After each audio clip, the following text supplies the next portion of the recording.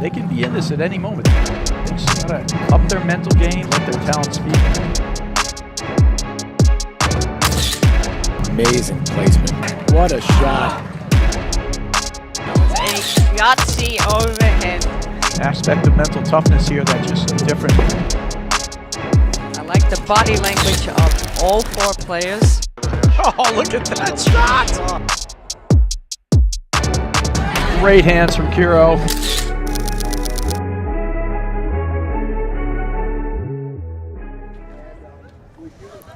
Hello and welcome to the 2023-24 APTA Tour presented by Volley.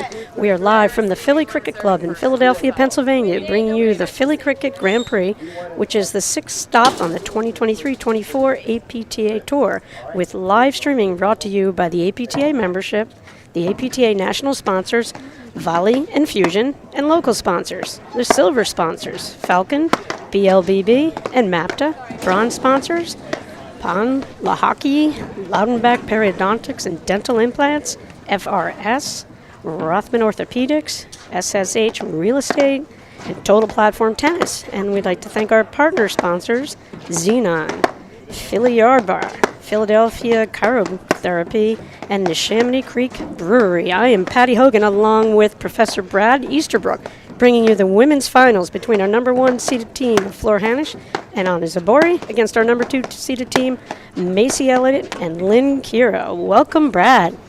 Well, thanks, Patty. It's great to be able to call another match with you. And we're looking forward to a great final. It's just a rematch of our Chicago final. And again, they're both the 1 and 2 seeds, and clearly just having a great start to the season. So take a quick look at our players out on the court. And then we got Macy Elliott right there. But if we start at the top of the screen, and the top left, that is Florentina Hanisch and her partner to her right. They're always in matching outfits, Anna Zubori. And as we move clockwise around, on the bottom right here is Macy Elliott. And then we have Lynn Kiro, her partner, right next to her in the all black. And it's 4 teaching pros here. You know, Lynn Kiro, director at Roxitics Club here in Jersey, and Macy Elliott at the Rolling Hills Country Club.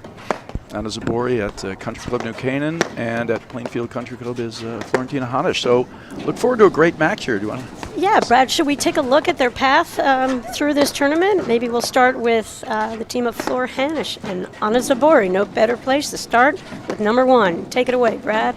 Yeah, they, pretty routine result to the finals. The match against Morgan Sikora, I heard, was a good result. A lot of tight, hard-fought points.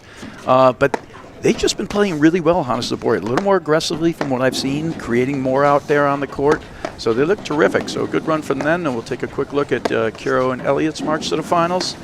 And also, they had a tight quarterfinals second set, first set against Cruz and Lopez, a very good team. And then how about Nick Alexiou? They played them just actually last week also, or 2 weeks ago in Chicago, and they ran through them 6-1, 6-2, so a great job from them. Yeah, and the score doesn't quite tell the story there. That match was closer than 1 and 2, Professor. Yeah, I mean, it's just the difficulty to show you, and something like that, it's one of those common things that you can try to build a point. It's just hard to win or finish the point against these teams. And Halbar is still, relatively new player, an incredible talent. So terrific job out there, and then we have, they're bringing out the big guns, the umpire in the chair, Philadelphia, Pennsylvania legend and the Hall of Famer, Tim McAvoy. Oh, that's just a great picture up there on the screen. I'm going to have to, actually, if I take a shot of that, I can use that as a screensaver for my phone now. But, so what do you see in this matchup here? They played together against each other in Chicago, and there, Elliott and Kiro, basically Hanisch Zubori just kind of jumped out on and played error-free, and Elliott and Kiro were kind of a little soft. Oh, we got McAvoy and McAvoy umpire announcing our players. Don't want to take away from his screen time. My partner from Westport, Connecticut, Anna Maria Zubori. On my left, Macy Elliott from Wilton, Connecticut, and Lynn Kiro from Morristown, New Jersey. Hanisch and Zubori won the toss and elected to receive. 2 out of 3 sets, Brad, regular scoring.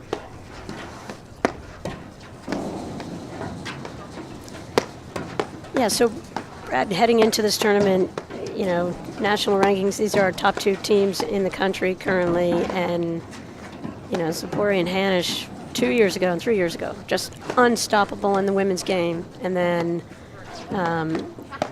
you know, they had, I guess Macy Elliott won the nationals the year before with Redesno, and then Flora and Anna started their run and just were unbelievable, had an undefeated season in there.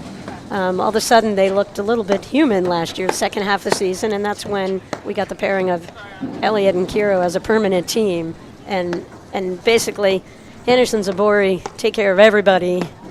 Elliott and Kiro just probably have as many tools as any other opposing team, and that's why they can handle Hanisch and Zubori. And it's like one of these matches where, whose match is this? It's totally a pick 'em in my book, because Hanisch and Zubori, I think, are still looking. I feel like they've gained some of their confidence back, and I think they've got it against all the other teams. So I'll be fascinated how they feel about this in the early going here. Well, I think you make some good points there, Patty. You know, Elliott and Kiro are extremely good volleyers and extremely athletic, and they can match up in that regard. And I think last year, when it came to the final, it's not that they take him by surprise, but Hanisch and Zubori, and Hanisch in particular, is very analytical about how she approaches things. And they were bringing some things to the table that they weren't really, if I want to say ready for, but they were volleying so well, getting tight, and the way they were winning points, they weren't able to find really enough of them. And so Kiro and Elliott were able to take it down and take the national championship last year. I think they're coming out this year hungry. To me, it looks like they're playing a little more aggressive, getting a little more creative with how they're opening up the points. And Hanisch, to me in particular, played more aggressively in Chicago than I've seen her in the past. So we'll see what it looks like today. Right, and Hanisch, you know, one of the students, the most amazing students of the game and the sport. And I've always seen Flora out there. She figures it out. She gets out there and she thinks about what she has to do for her team to be successful. And, you know, she does everything to, you know, her partnership with Anna Zubori is brilliant, because Anna is just an artist, one of the most creative, talented women's players out there. And their pairing as a team a couple years ago has been nothing but phenomenal. And I think, to your point about Flora, you told me before we went on air, you know, you feel like she's bringing a little bit more aggressiveness, and I felt that she had to. And I felt that with the rise of, or the instant success of Elliott and Kiro, and because of their volley game, you know, the scheme that Hanisch and Zubori run typically with their lobbing, what they're looking to set up, they had to change it, because it wasn't, to your point, it doesn't work against Kiro and Elliott all the time. It breaks down 99% of the teams in the country. But because of their athleticism, I mean, their court coverage, they reach out and they've got the whole paddle court covered. So to Hanisch's credit, you know, that she's always thinking about the game and always thinking about what does she have to do to retool. So I look forward to a little bit more aggressiveness from Hanisch out of that deuce court. Yeah, we're looking forward to a great matchup here. And these players, all 4 of them, like we said, they're the top athletes in the game. And they'll experiment. They're using more spin now. We're going to see a lot harder serves with the more challenging. Macy Elliott, I'm told, has gone away from her sort of push-low serve to a more aggressive overhand serve. These guys are going to be trying cutters. They all possess a really good roller hard into the screen and have the ability to kind of roll it around. We'll see how athletic this gets. Some teams like to slow it down, keep it into a certain type of pace of play. You know, these teams can play in transition, fast or slow. So, you know, it's going to be interesting to see what kind of tempo comes out from these players. Yeah, the roller definitely came into play yesterday, and I had shared with you about how there's much more variety in the spins that I saw of Nicolescu's overheads, where we've always seen her just live and die by her roller, and she actually moved her grip way over to Continental and, you know, was hitting that spin serve. We saw Kiro with a an incredible spin overhead.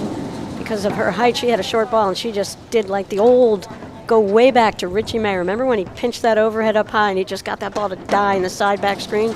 Wow. I mean, I just remember that overhead, and she hit one that looked very similar to that. Watch out, world, when these guys add to their overheads and serves. And Kiro's serve yesterday was phenomenal. In that semifinal that I called, just the Nicolescu Hallballer serves just couldn't hold up to the, real consistent and powerful explosive returns from Kiro and Elliott yesterday. Yeah, the serve return game, as always, is extremely important in paddle. These guys hit more challenging serves and tend to be the players who get to the net the most. Right? They're able to get their serve in, and they have great hands, get up to the net quickly. But we're going to see if there's going to be any kind of change in that type of strategy. So it looks like the players are getting ready out there. And in terms of, we got 2 finals in a row now with our 1 and 2 seeds, Elliott and Kiro against our 2 seeds against, Zubori and Hanisch. And, right now they're the top of the game. The road to the nationals at this point is going through these guys. So it's going to be an interesting year as we push on. Yeah, it's early in the season still, but, with our new pairings, it'll be curious. They'll really have to, in the middle third of the season, make a statement themselves, because these 2 teams have separated themselves. All right, here we go. We're underway, and Lynn Kiro to serve. She's going to bring a heavy spin serve in there. See a lot of screen drives, possibly. Like that. Oh, there's that incredible transition athleticism. Love 15. Yeah, it was hard to see that on the live stream. It's a heavy, you can see how bright it is. Tough sun coming into this backhand corner on the bottom of our screen. She's been able to come up with that get. Right there, Brad. See how Kiro served to over there to Zubori and closed in toward the middle with a backhand volley? She didn't do that yesterday in the semi, and it just kind of, and I was shocked because you have Nicolescu return to serve coming from that ad court. And Lynn kind of opened herself a little bit up to Gabby's explosiveness with that, but instantly she just packed it in the middle there, stayed on her backhand. Yeah, Kiro's a great volleyer. I'd say definitely one of her. She had a huge forehand, and a terrific volley. She's a really strong athlete. That's a tough switch there, though, from Elliott. They got tired of playing against Zubori, and she switched the ball cross court, but right into the Hanisch forehand. And it just gets thumped, and then you got Kiro reaching for a volley. So good start for Hanisch Zubori, but that overhead's got to be played straight and deep. Even if Zubori's, doing too well, there was no attacking opportunity there for. Right. And last year, would Hanisch have thrown up a lob in that situation, Brad? Early in the point, just work her team into the point. And to your point, she's bringing it right here. She brought it on that return to serve. You could see really leaning in, really using a lot of power on that return.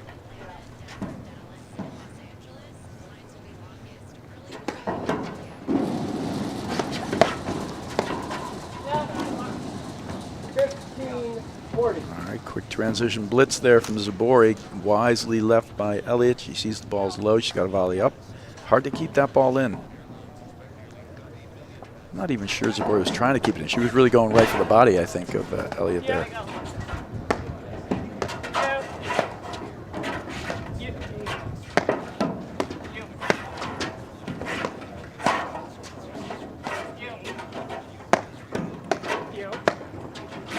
This nice pattern of they're pushing them back and then just giving them quick drives to bring them back in. A lot of up and back so far. Good setups yet for Hanisch Zubori. Wow. I'll look for Hanisch to test that spot between the 2 players at the net. That's kind of what she looks for to break down the opposition.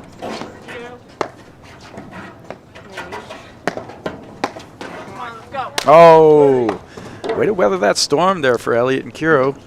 Lose the first 3, but get the next 2 back. Good job. I tell you, that was interesting. It was like kind of a diet of low lobs to quick drives back. Push them up, move them back. 1 drive, 1 lob there from Hanisch and Zubori. And I love that, just testing them a little bit and getting your sea legs early in this match. Went for a huge drive. Again, a little under the net. Hard to keep that on. You might want to roll that a little bit more. Take some pace off it. She's going hard and heavy. Deuce.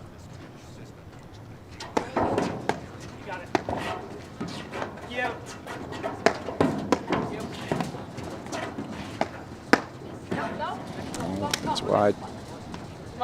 Advantage, Zubori. I tell you, you can see it's a beautiful day out here. Perfect day for paddle. Although if I were a player, I'd love it to be cloudier. I mean, it's really sunny out there, and that causes also shadows on the court. But I like the temp today. Yesterday was a little bit mild out there. The ball was flying all over the place, so I'm sure the players are loving a little bit of the drop in temperature.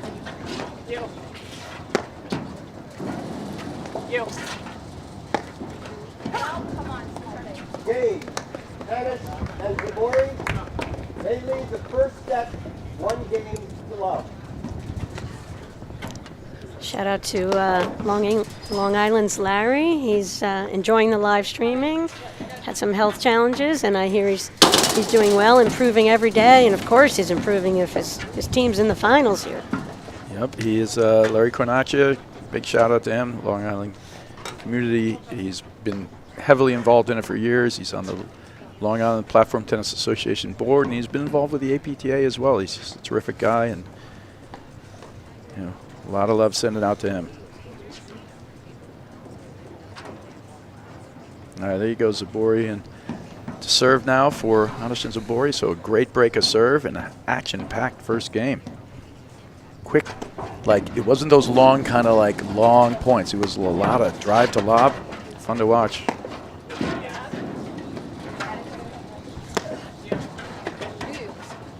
Brad, as the game has kind of literally transitioned in front of our eyes over our careers, you know, I always used to think about, you know, you start off a match and you get broken, and that's a killer for the set. Where in this day and age, I don't even think it phases them because everybody's got the firepower to break serve, you know, at any point in time. So many skills from the baseline. You just see everybody just can pound the ball, forehand, two-hand, and backhands. Totally different mentality. Yeah, you're absolutely right. I mean, there are a lot of things that have changed. I mean, a lot of the fundamental tenets stay the same, but your ability to sort of create more now within the point is, you know, basically much, much larger, and transition's a much bigger part of the game. I mean, think back in your Hall of Fame career, transition wasn't even a thing, right? You know, you basically took the net and... Well, it was a thing for me because I had to do a lot of running back. Yeah. There might have been some lobs over my head in the day. Yeah, you just didn't have the power. You know, you didn't play that many people who could blast the ball consistently, and just knowing that you could just let the ball go through and, you know, take 2 steps and let it come all the way out off that back screen and fire an offensive shot. You just didn't see that.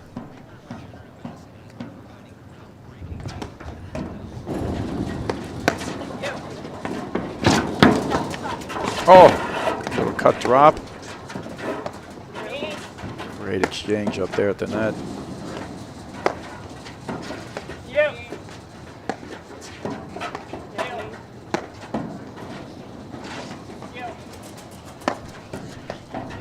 This team's volley so well.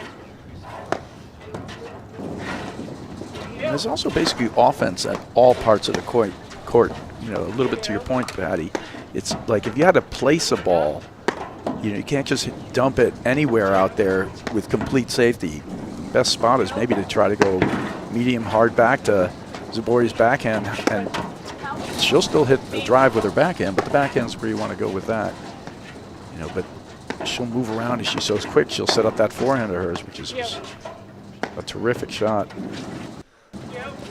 You know, so many times all the people, Brad, you've taught over the years, you know, their basic strategy when they go into a match is they figure out who's the weaker player, and then they pound that person. Yeah. Where you come out here, you look at the level on the Women's Pro Tour here, it's phenomenal. There's not a built-in weakness, and that's why that's such a premium on the teamwork and the players really knowing, instinctively working their combinations of shots as a pair. You can't be a solo pilot out here. You've got to work with your partner to break down the game's best.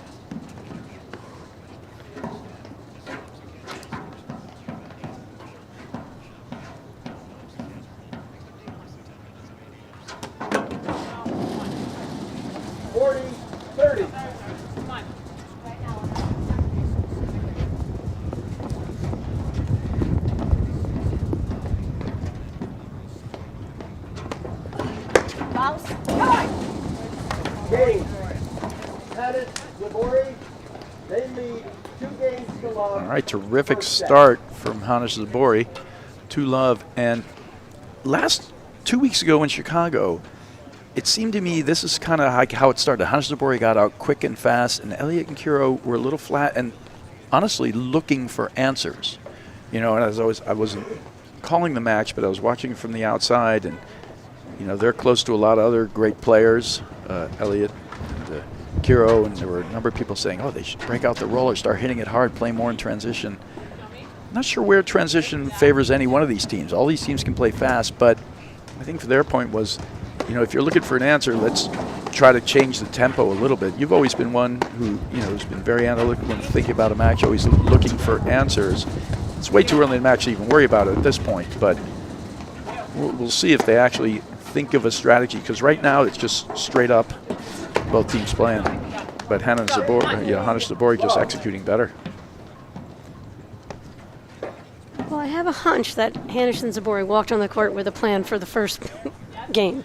Like, I do feel like that's how disciplined they are as a team, and I think Elliott, Kiro just a little bit more responsive out of the box, or reactive, I would say maybe is the possible difference between the two teams.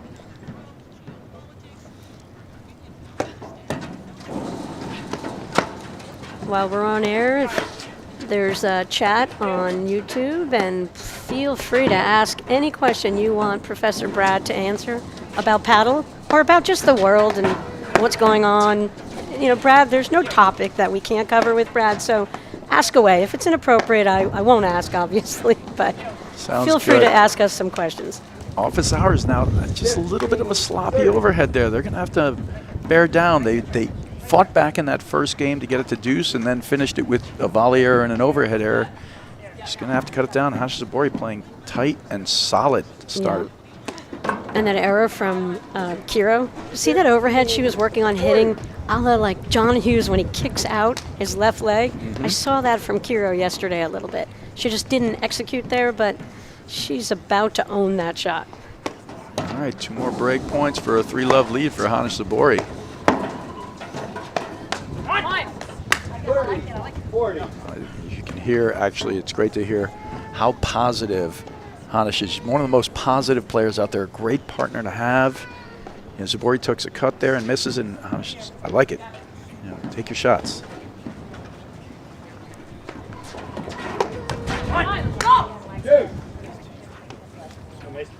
All right, fighting back to deuce again down. Let's see if they can get on the board here.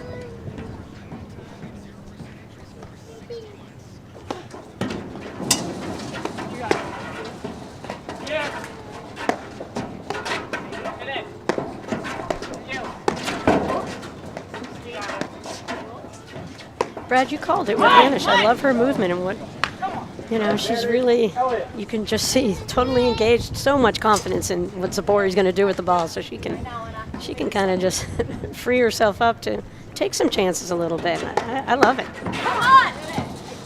Oh, she went to the push serve that time, try to change the tempo a little, throw her off, but Zubori just whacks that one. I don't think Hanisch has made an error yet. I mean, Zubori's hit a lot of great shots. She's just missed a couple balls, but you know, right now they're playing really well, bringing a lot of firepower out there. Yeah, well, look at that service motion right there that Macy Elliott just pulled out. I love that. She's got that nice motion, and I've never seen her use it before yesterday. But I like that. See the cutter with the leg going out, that little kicker? They've been watching the live stream. That's it. And if we gave style points, you would give a couple.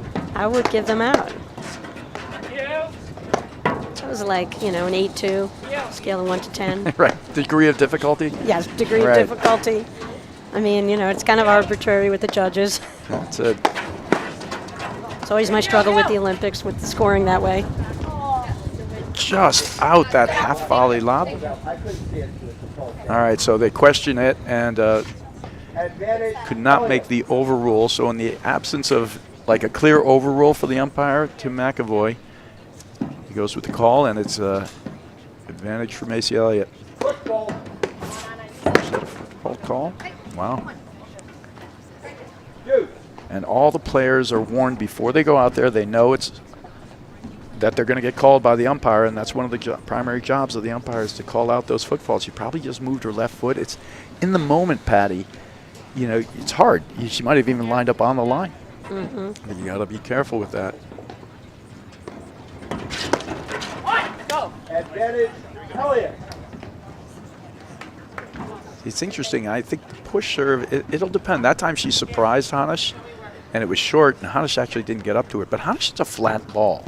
So if you can get the ball a little lower on her, it is not a bad play. Oh, good hold there. They fought back again from 15-40. And finishes with 2 missed returns there from Hanisch and Zubori. But great job from Elliott and Kiro. There's Tomas Christian, former LaSalle player, new director over at Beacon Hill in Summit, New Jersey. Yeah, you can see the crowd on the outside there. Tomas is coming up. I think we might see potentially a matchup with them later on. He's playing with Eric West, Cincinnati's finest, Eric West. Finest along with Tyler Fraser, probably. That's good Could qualification never leave there. Tyler out, or There you Olivia. go. She's pretty fine as well. But, you know, it's going to be a great day, and you bring up a great point that the action doesn't stop here with the women's final. There'll be a great match here, followed by men's action all day, and then the men's semis and finals tomorrow. So it's just a great atmosphere out here at the Philly Cricket Club, one of the oldest clubs in America. Hey, Professor Brad, James Villari has a question for you. How do you control spin more versus pace on overheads when it's warmer? How do you control the spin? That's how or he the pace? phrased this, yeah. All right, How do you that's it. control spin more versus pace? It's quite a question, James. Well, actually, anytime you're putting spin on the ball, you're essentially, decreasing. Like if you hit a ball flat with the same swing speed, it's going to go a lot harder than it would if you swung with the spin. So spin allows you to control the pace of the ball more and make the ball move a little bit. And all these players will use it in the heat out here for sure. Right now, but he's right. It's a warm weather day, and contrary to popular belief, the ball acts more to spin the warmer it gets, not less. Because it grabs the court more. Great, good lobbing there. I like that patient point from Elliott and Kiro. So someone hits a spin kick serve, Brad, and 60 degrees out. Someone hits the exact same serve when it's 20 degrees out. Yeah, that's going to kick Which more is- in 60. Yeah. Right. It's going to be easy to return that serve. In the cooler. Easier, a Well, little it easier won't to kick as control. much. It really Right. depends on what you Right. want it to do. Like it'll rebound off the screens more and everything else. But if you're going to spin it into the side wire or something like that, that would be much better in 60 degrees. But Hey, Brad, Professor, we've got another question for you. Have Elliott and Kiro switched sides since last year? no, Carol's always returned from she's returned from the deuce last year. Yeah, so I guess that would be Spot on observation Spot on. from Timothy Veith. Love 30. All right, good little turnabout here. Elliott and Kiro getting fired up. Yeah, the action's been really fast. Quick pace of play so far. We haven't seen any of that like high lob, floating ball, looking for the the setups in the back, or more like quicker low lobs, attacking overheads, building transition. Speed. Ooh, what a good third panel smash there from Kiro. Brad, I don't have a question, but Tommy Fraser just said hello from Cincinnati. Olivia and Tyler's new little boy. That's great. Let's go! Oh, she just flicked that behind her. That's a shot from Lynn Kiro. What a play.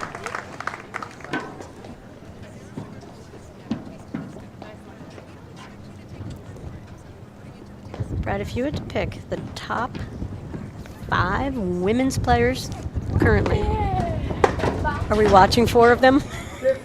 I mean, you'd have to say, yes. I mean, there's obviously other great players out there, multiple national champions, and Gabby Nicolescu and Liz Cruz. But, right now these guys are bringing a different level. Roxy Anika's out there. There's, and right here, Philadelphia area, we got Corin Morgan. So there's great players across the board. But I think you're right. We probably are. Yeah, what a treat here for this Grand Prix out of Philly Cricket Club. The oldest club in the country, Brad. You've got your first true and false. True or false? Here it is. Philly Cricket was the site of the first hole-in-one in U.S. Open golf history in 1907. Now, you're not going to try to trick me with the date because it sounds pretty true to me. You know, you're not going to tell me, oh, it was 1911, Brad. Sorry, you got it wrong. It was fall. Sounds pretty true. That's pretty cool. First hole-in-one. It's historic. This place is amazing. Their squash, their padel, the tennis facilities, the pickleball facilities, the golf. We've got 3 different golf courses, I believe. I mean, what an amazing club here. And it is the site of, it will be the site of the 2025 APTA National Championships, Brad. We'll be right back here in 2 years. Yeah, and a great job has been done with this tournament. They actually turned the, when I got here this morning, they turned the parking lot into like a little pavilion. It's got a cool little bar car out there. So I had to park further away. I felt like, you know, hey. Brad, you didn't move the cones? I didn't move the cones. You didn't know you had an announcer's Unlike me parking to actually spot. follow the rules, I know. But a great job done by, you know, Bruce Redpath. Amazing job, actually. He's a terrific guy, and he's done a great job with the tournament. Midnight Paddle's Mo Morrison's enjoying the action, Brad. He's getting ready. He's warming up. He's going to fire a question at you pretty soon, I think. Sounds good. All right, Elliott Kiro. Turn the tables back here, fighting back from 1540. And they basically rattled off a whole bunch of points here. And a couple of them just been some mistakes. 30. You know, the fast play, we're going to see if it's been all quick so far, but it's quick good and quick bad. And that's the issue, right? It's finding that right balance between making the errors and putting the pressure on. Long. 40.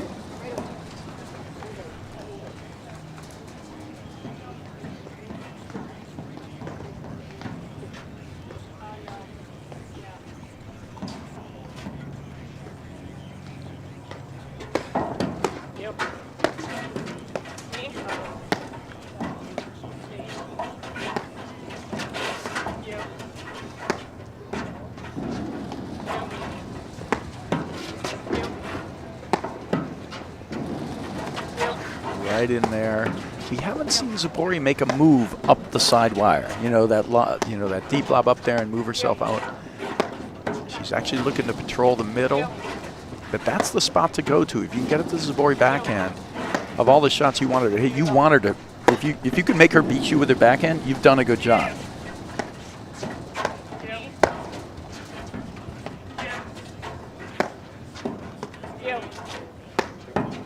Just kind of slowing these overheads down here, Patty.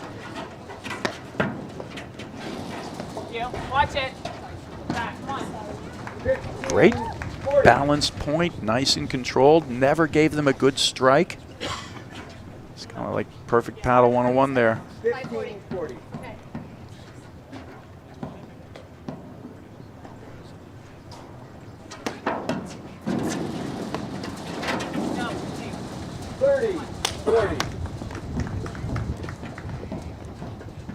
What a smooth swing from Zubori there. I just love watching her hit on the run. She's so talented.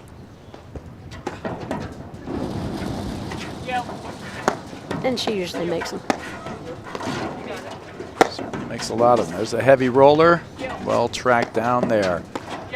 A lot of and all the top players have had to work on that. It was a huge weapon for her, and it still is. But you know, really, I would say Gabby Nicolescu brought it out mostly, right? And it was a huge weapon for her for years. With Roxy and Nika as well. Yeah. Right? They both had that. I mean, we watched them probably dictate how many matches did they win because they dominated play with the roller overhead in the early goings, you know, in the women's game. Yeah, but the players have gotten better and they've adjusted to it. You know, so Yes. it's still a very effective shot when used properly, and the times you want to use it is if the player's too far back in the box, then they have a long start to get in there. It's still a good way to speed up and change the pace of play, and if you can get it in there. And it's hard to appreciate, you know, the how overwhelming it is to handle that heavy roller when you're defending against it.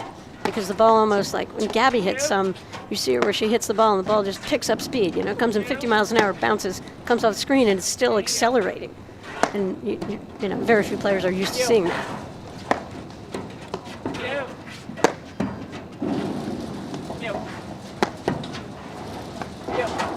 That's good pace ball from Kiro right at the crease. See that overhead, Brad? See that nice fluid motion? You see her wrist really set early, and you know, just a longer overhead motion at times from Kiro. And she's doing a great job just peppering the backhand right now of Zubori. And Zubori's handling herself well. She's going to try for the crease a couple of times. He hasn't gotten it yet, though. She will eventually. Right, and you can see Kiro's dumping nothing up the middle, Brad. Everything's into that corner, just keeping it on Zubori's backhand no matter what. Doing a great job.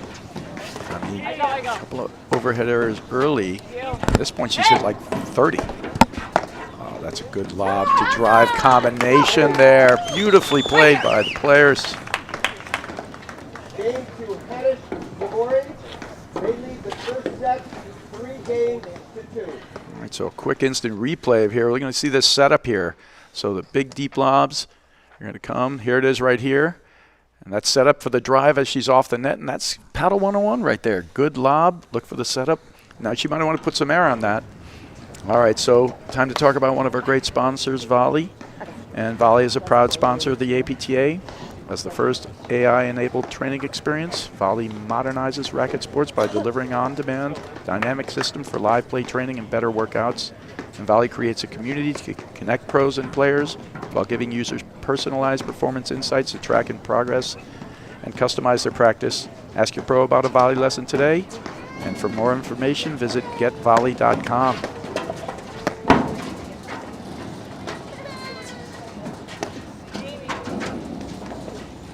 Brad, you've taught thousands of people the sport of platform tennis, magnificent at training pros, you know, helping tennis pros coming into the sport of platform tennis. How many feet do you think you fit to your students? Your shoulder, your wrist, your elbow. You're right, yes. It's a great question, Patty. And in fact, if I knew the answer, it could be like one of those answers where you see like 8 million jelly beans in a big jar and you could, you know, closest to it wins the car. And I wouldn't even know. But so that's where the volley machine comes in. I mean, how great would it have been to line that thing up and say, okay, let's go. Let's side back wire. Let's hit it off the third panel. It's going to be dying on the back screen.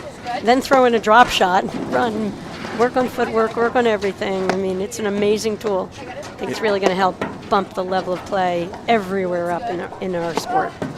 Yeah, I agree with you. It is an amazing tool, and it's got nothing but rave reviews. And, you know, I think it's eventually they're going to make it where it can make a pizza and the whole works. So it is an impressive piece of machinery. It moves itself up and down and can hit overheads from different angles and feed you basically any ball you want to train. Professor Brad, Tommy's mom out in Cincinnati has a question for you. Is it worth the risk to go for a bigger serve if you might fault more? She said, I hear this debate all the time with the women she plays with. That's from Olivia. I think it's a great point. You know, is it worth the risk if you're going to fault more? Ultimately, it just comes down to percentages. If you're only winning 10% of your serves, getting it in, but never winning the point, it's not good. You probably should work on a better serve, because even if you just up that to 25%, it's going to benefit you. So it really comes down to, you know, what you're facing when you're playing. You know, ultimately, you got to get the serve in the box. But if you can't ever take the net behind it, that's a tough scenario, right? You're going to play in the backcourt the whole time. And so going for a bigger serve, I think a lot of the women can do it. And I think there's been a number, and these guys are starting to do it more so. You know, really the ultimate key is, I think, two, as you go for it. You know, it's good to have there. It's a classic between the legs there from Zubori. We always need one of those in a set. I think there's at least one. And I think, you know, she's probably actually cornered the market on it, you know, for the men's and women's game. She hits more between the legs, behind the back than any other player ever, or who may ever come again, and makes them.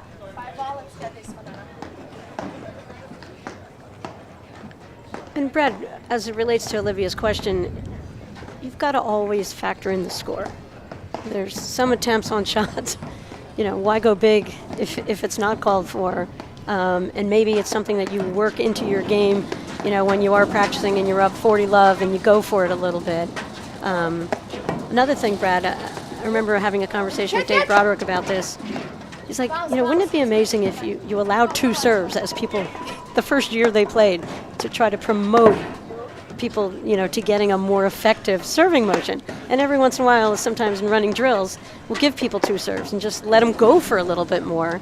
And then they'll go right back to bunting the ball over the net. Right. But it's kind of an interesting thing just to free people up and see what they can do with that. At this level, and at the level Olivia's playing at, it is one of those things where there are times where I look out here and I go, this player absolutely should be working on their serve and going for a bigger serve. And then there are other times where I think, this player just needs to learn how to get in behind their serve better, right? So it's a combination of those things, but it is a question that is a terrific question because the game itself is actually, back in the old days, it was really don't make any errors, right? Right, don't miss. And the old players, the players from the older generations didn't miss.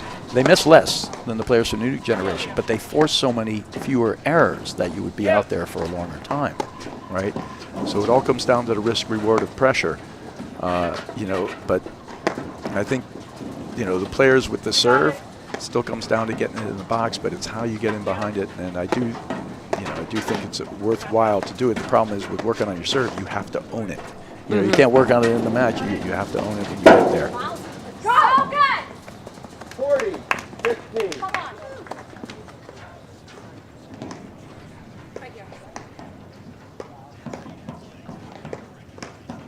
It's been a tale of like little swings in this match, right? Just little momentum swings.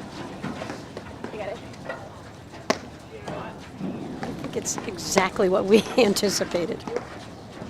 Number 1 and 2 teams in the country.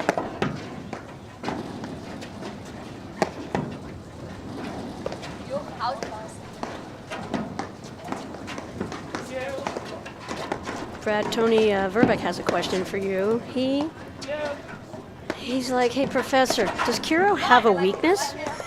And I was thinking, I read his question a couple minutes ago, and I was thinking, do any of these women have a weakness? Yeah, I don't think any of these women have a specific weakness, but like everyone else, they're not immune to getting pulled out of position and put pressure on. But weakness, no, not really. I don't think any of these women have specific weakness.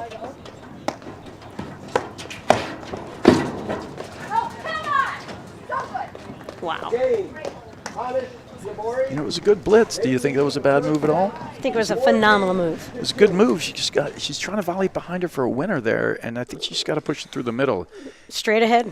Yeah, it's Stuff tricky. it straight. But there she's just going, see, that ball can just be hit straight. But it's, again, that thought process of, am I going for a winner to end the point, or am I staying in the point and just transitioning to the net? And anytime you miss it, I think, we're always going to be like, oh, should have pushed it up the middle, right? And then when she makes it, you got to give credit the other direction, right? So. Well, I've often thought, Brad, that, in a play like that in transition, and she's got them totally out of position, the harder you hit your volley, the more likely you can make an unforced error. You hit it with a little less pace, that ball's not going to bounce up as much. I always was told, hit that ball right at they're at their feet. Don't let them make a play off a screen on that shot. So just less pace. Yeah. I mean, and personally, when it comes to transition for me, if you don't have like an easy, like just sitter, I always err on just push it back. Because that volley, when you're transitioning in, it looks like an easy shot. It gets missed more than almost any shot that looks like it's a relatively easy shot in the game because you're moving in, you're transitioning. The other team's moving back. It's a tough shot to make a lot of times.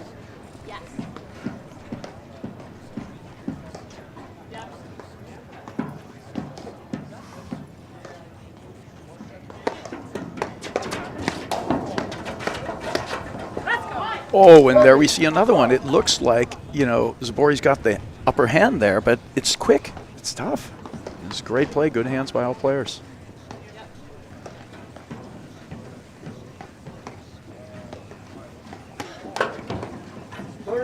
I was just thinking about Macy Elliott and how tough she is in these situations where she knows they have to keep it close. They have to win this game here in the first set, just, down 4-2. She came through, she held serve earlier in the set, and she is a gamer. Very much so. you know, winning a national championship early, you know, put her, like, that whole season put her on the radar, but, you know, just going right there to the finals and actually taking out, it was Hanisch and Annika van Starnberg, I believe, you know, when they won that a few years back. And she's been right at the top of the game since. Hanisch Zubori won this event last year, so they are looking for a repeat. 40-30. Ooh, caught Kiro there a little unaware on that backhand volley there. So this has been the tale so far of a 2-game swing. So it was 2-game swing before, then they brought it back to 2-all. This is, like you said, where they made their 2-game swing again last time. She's going to the push serve that time. See, I actually like the fact that she's mixing the serves up now, because you don't have a complete read. Now you can see when she's going to that push serve, this tosses low, and you can adjust your position, but it just gives them a little different look. Another reason I like to see it is I feel like a lot of times people will serve a match, Brad, and they'll hit the exact same serve from the exact same spot for 2 or 3 sets. Yeah, every single time. Yeah. And they can't understand why that person just got into a rhythm on the return serve. Right. You know, there was nothing I could do. There's nothing we could do. And you're like, how about move a foot that way, a foot that way? You know, because a lot of players don't have the ability to go to plan, you know, B or C on a secondary and a third serve, but you could move your feet, just, you know, adjust the angle you're approaching the net from. All right, so 7 games here. Should have a new ball coming out. And you see there's Zubori interacting with the fans on the side there. I mean, there are people who are coming down, traveling down from New Canaan and all sorts of places to watch their pros play. It's, you know, just great atmosphere out here. And it's going to be a full day of paddle. Beautiful weather. Terrific. So, Patty, right now in this one here, do you see anything that you would like to see done differently with any of these teams? I mean, to me, it's been just an execution, you know, thing. They're both playing, I think, the way they want to play. Yeah, I thought we were in for a 3-hour final, Brad. Because I still don't think anybody has a weakness out here. Although our buddy Tony thinks Zubori has one weakness, Brad. And what is that? Tony thinks that Zubori has a weakness only in that she'll go for too much at the wrong time. You know, it's a fair point. I think a lot of the creative players struggle with that, and she's one of the most creative players out there. You know, she certainly will hit a big ball and is not afraid to take it in a big moment. It's also a skill that you would look for in a positive way in a lot of times. You know, I know some of the guys like, you know, Vanaraya, if you play with him and it's a big moment, he will actually be like, I want you to hit this, go for it. And he's going to look to blitz, and he'll put the confidence in you. Other guys, maybe, I haven't really had this conversation with Drew Broderick, but he might, you know, lob it back and say, you know, I'm not going to take the chance of missing this. I'm going to wait for the absolute perfect opportunity. And in a big point, maybe that is the right idea, right? You know. But I think, you know, to that point, I feel like because the level in the game is just off the charts, the best we've ever seen, I feel like waiting for the wrong shot isn't necessarily the formula anymore. That you mean waiting for the perfect shot? Ball, yeah, the perfect one, because it may take you so many and you exhaust yourself. And if people, you know, because the caliber of your opponents is so high here, I think that that's why you do have to force the action, take advantage of a little bit, just a little bit of a shorter ball to go for something slight with some slight risk. But because of their talent level, you know, a shot maybe that you might think is risky or I might think is risky is not risky for them. Well, it's a fair point. I don't think anyone would ever say you should go for the wrong shot, but everything is a calculated risk, right? And the risk-reward ratio is something you have to mentally calculate. I think what Tony's probably saying is that he doesn't think she calculates that right all the time. And, you know, it's a fair point. I have to do a little deeper dive to it, but I know she has a ton of winners with that forehand.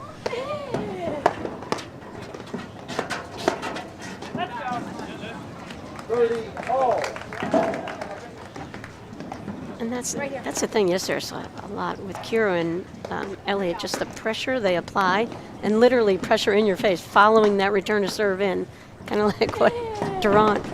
You know, no one really did that before Johan. Yeah.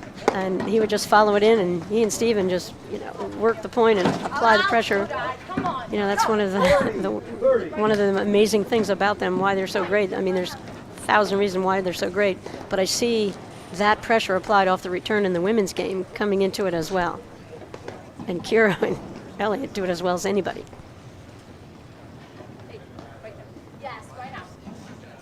All right, big moment here.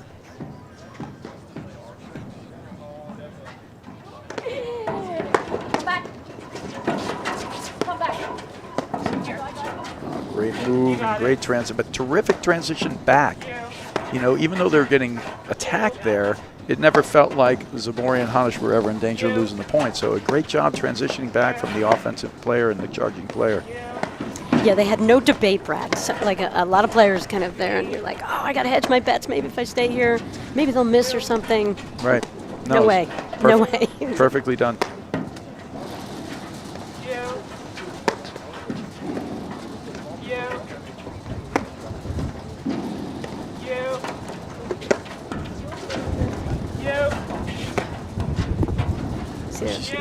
That overhead with Elliott, bringing a lot of the spin on it. Love the early prep, and then moves her grip way over to go to the roller. Yeah, it's a good job. She's got to hit her spots a little better. Some of the times it's going too far. It's not really making it towards the sides. The key with that is you want to make it go into the middle and then spin to the side. So it's got to get all the way over to the side. It's not quite hitting her spots yet, but this is the most I've seen them use it. So it's still, I would say it's still relatively new, right? They've done it, but not as much as I've seen here. There's a lot more of this. Right, it's right there, and where that ball, that angle went right at Zubori over there, right to her backhand. She didn't hang it out on that second panel on the back screen.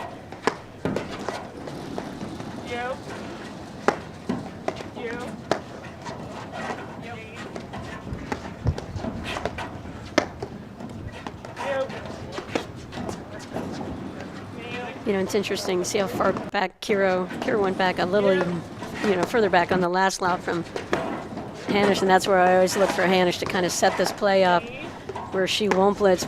She'll lob really well. She'll see her opponent way back, and then it'll be a crucial moment, and that's where Hanisch will just pull the trigger, maybe make a blitz move at that point, the real surprise element to it. What a huge point. It seems like I love these moments where everybody seems to recognize how big a point this is. 1-2, right, for Kiro and Elliott. And that was a great point there by all the players, and maybe that's what Tony's talking about. She finally cracked a little mentally and went for the tough backhand chip there, which is not her #1 option, right? But a terrific point there. All the players recognizing the moment. And Tony admits that, perhaps Zubori will go for it in those moments, but he does give her credit as saying she probably has more weapons than anyone else on the court. Tony, where are you from? You know a lot.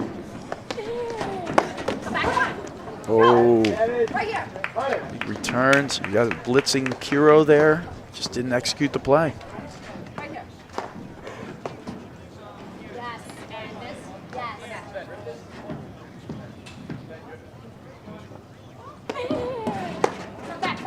Brad, have you ever seen Flora Hanisch take a point off mentally? No, very rarely. I mean, I've seen her make a bad decision. It's happened once, and mostly when she's ordering food, things like that. It's buying groceries, Never on court. Right, very rarely on court, things like that. But she's really mentally tough and super positive. Her body language is nothing but always tip-top and showing the best as she can to her opponents all the time. Ooh, a little confusion there for a second. Here comes Kiro. Yeah, she's bailing right away. She's not facing it down, which I don't necessarily think is a bad idea. Whenever Kiro gets the forehand and she's moving forward, she's bailing. Wow. Wow, that's great. Great coverage right there from Hanisch. Brad, Professor, how awesome. What an amazing display of women's talent. That is big ball there. Wow. And I think what you always see with Zubori and Hanisch, I mean, they truly love being out here. They're grateful to be out here. They enjoy it. They love the challenge. And, you know, they win 2 national titles. That's not enough. They're hungry. They continue to work on their games. Well, the one seed here, and I'd be hard-pressed to find somebody who wouldn't call them as certainly one of the favorites, you know, or wouldn't put them in their top 2 to win the national championship.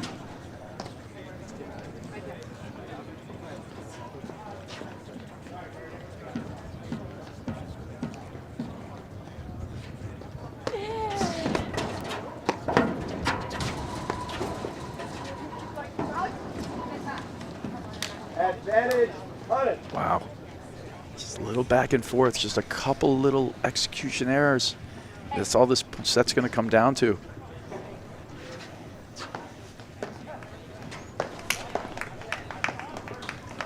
Brad, I know you're wondering where Tony lives. Currently he's in Doylestown, Pennsylvania. Doylestown? He came here yesterday. He apparently was here. I wish I had met you, Tony. And he's grew up in Darien, so Very he goes nice. way back with his paddle roots. Fairfield, Connecticut guy. From his roots. I mean, Fairfield County, Connecticut.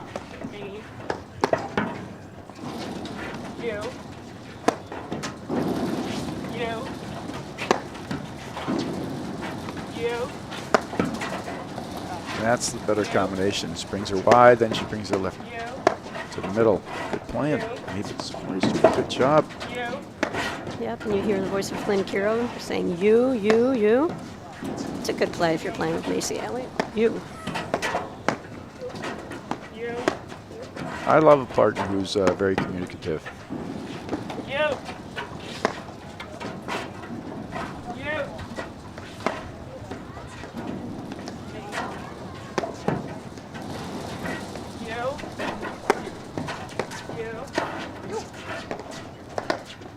Such good defense. They cannot quite get these guys out of positions. They have to work so hard. And she does it again, and it's the exact same ball on the exact same point, right? She's working the lobs, playing this terrific point, then she's playing the short chip and netting it. She's just got to be, I think she's trying to hit it for like a winner, and this would be going for too much. Really, the design of that shot is to bring the opponent back in, right, and make her volley up so you get a better ball next. She's almost trying to make it too good.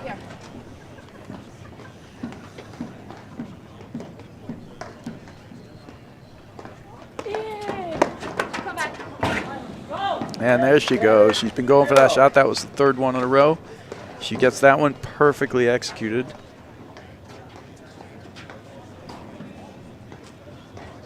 Advantage to Kiro there. Kiro and Elliott. Yeah.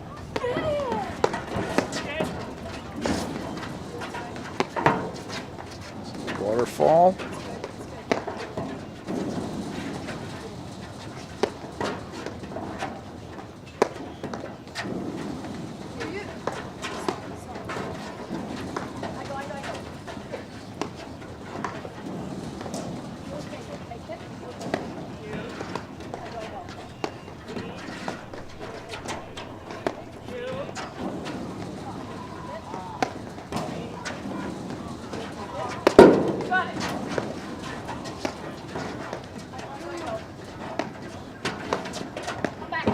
Oh, that's a big ball from Kiro. She's got a huge forehand. That Western forehand just slams it right down at her feet after knocking her off the net. Terrific game there.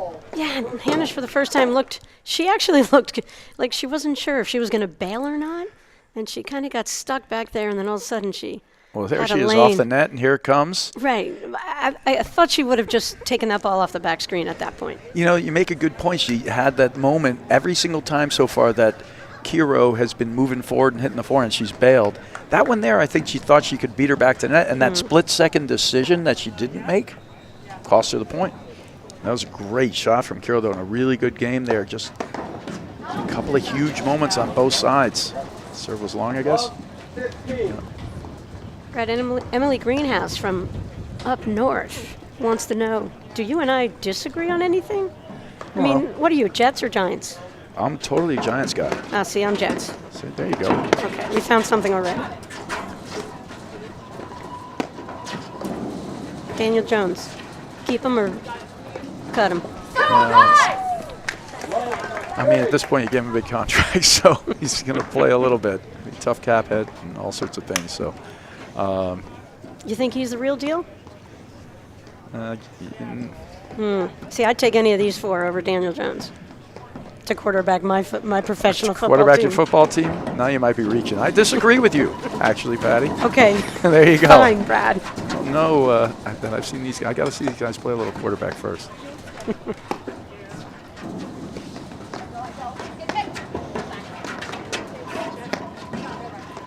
Surprised to see Kiro not set up for a big forehand there. That ball before.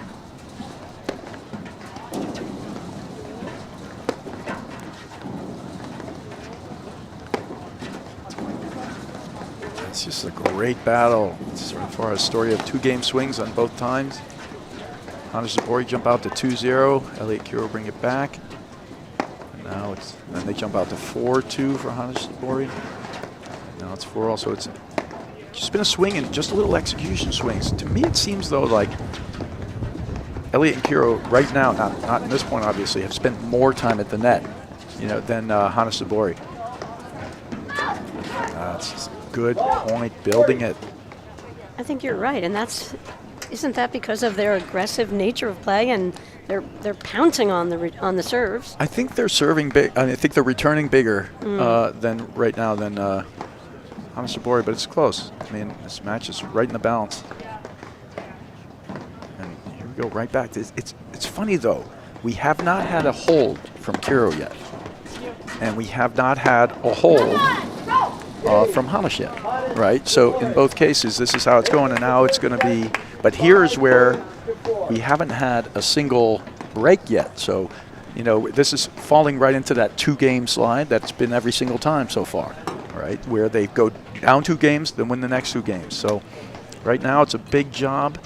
They got to be able to break the serve. They haven't broken yet. So we'll see what happens with Elliott and Kiro here.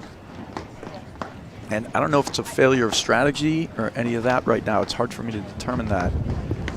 But the fact remains, we've had no holds yet from Zubori and no holds from Kiro.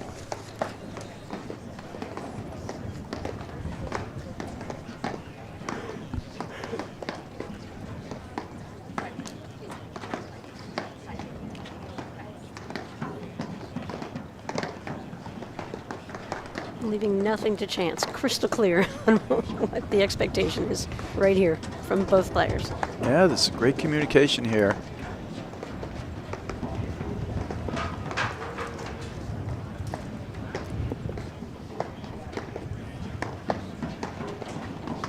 Now you can see on all the outer courts right on the, bringing around. I mean, like you said before, this facility here is tremendous. They got 7 paddle courts, like 20 grass courts, just it's an incredible facility. That's a great spot there. Squash, you name it, they've got it here. Yeah, they got squash singles and doubles. They got 2 doubles courts here. So if you are a rackets enthusiast, and they got, 4 or 5 padel courts. Come on! That's 2 huge points.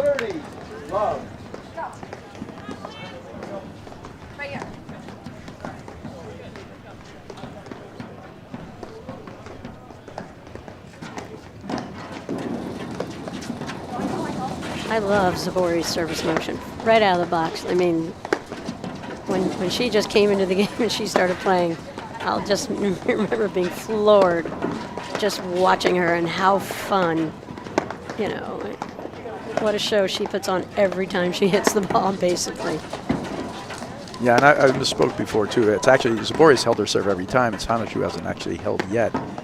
And I think, a lot of it, but they're still spending a bit of time in that backcourt. It's a funny thing when that happens. I've had days like that as well. What do Kiro and Elliott need to do right now, Brad? What would you do if you had earbuds? I mean, honestly. Ann Waldron wants to know. She's asking the She's professor. asking about that one. Yes. I think at this point it's recognizing where they got 3 break points here. I mean, these guys have played a good match. It's really for the moments of, recognizing how they're winning and losing the points. I mean, this is really, the set's going to come down to 3 points, right?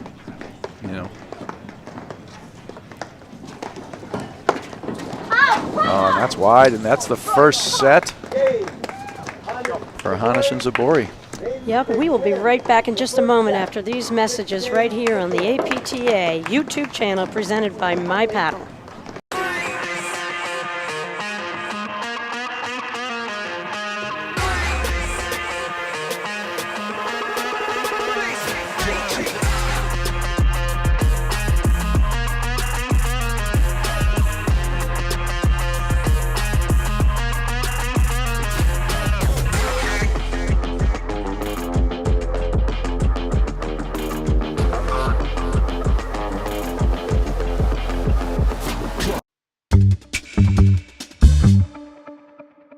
So what really interested me about the trainer was the endless opportunities with it.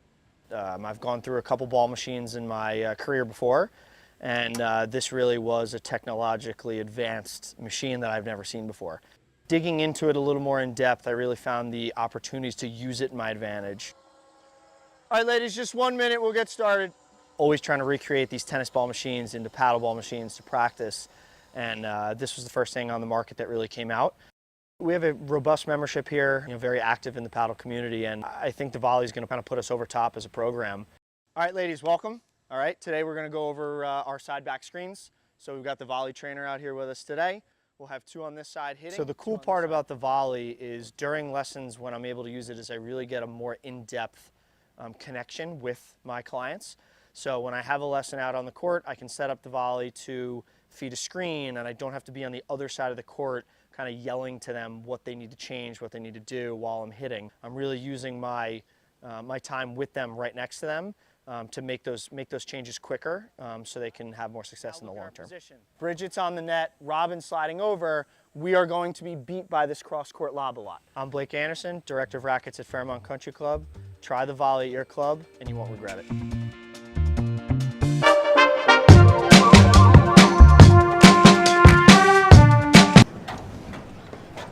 Welcome back to the APTA Tour. We are live from the Philly Cricket Club, bringing you the Philly Cricket Grand Prix.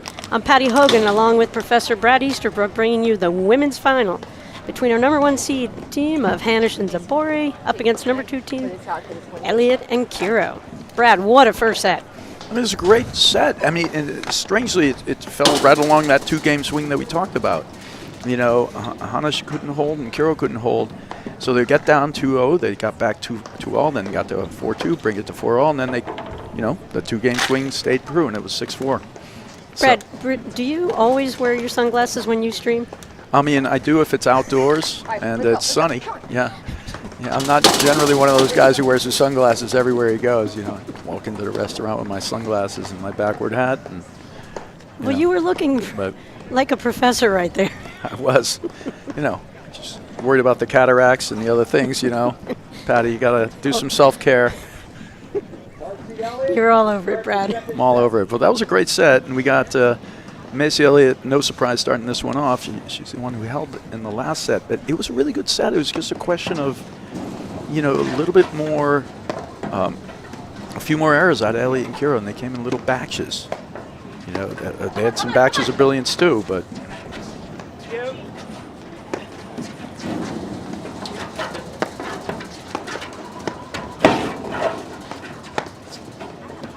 And I'd like to see, a little bit more change of pace. I'm all for bringing pace if you want to, but it doesn't have to be pace, pace, pace, pace, pace. It can be pace, pace, slow it down, pace. So there's a little more variety in the way you want to go about it. Are you talking about overheads, Brad? Yeah, mostly okay. They're hitting the overheads hard, hard, hard. Yep. Right? And, we talked a little about spin. The overheads they're putting spin on, too, they're still hard. They're not putting the spin on it where it's slowing down when it hits the screen. It's all speeding it up. And they're trying to hit that one that kind of you hit around 3 o'clock on the ball that, hits the back wire and spins to the side. And they're doing some of it. But the variety of the follow-up overhead, they're going to want to start adding into their sort of repertoire. Like that one there is good. That one's cutting to the side. That one's going to go back. Yeah, that's an evil overhead.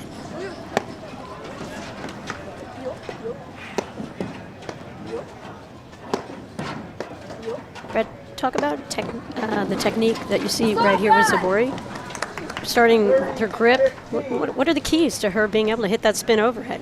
I mean, usually the grip is further over. You know, it's beyond a continental, getting towards an eastern backhand. You got to keep it really loose. You sort of cock the racket up loose.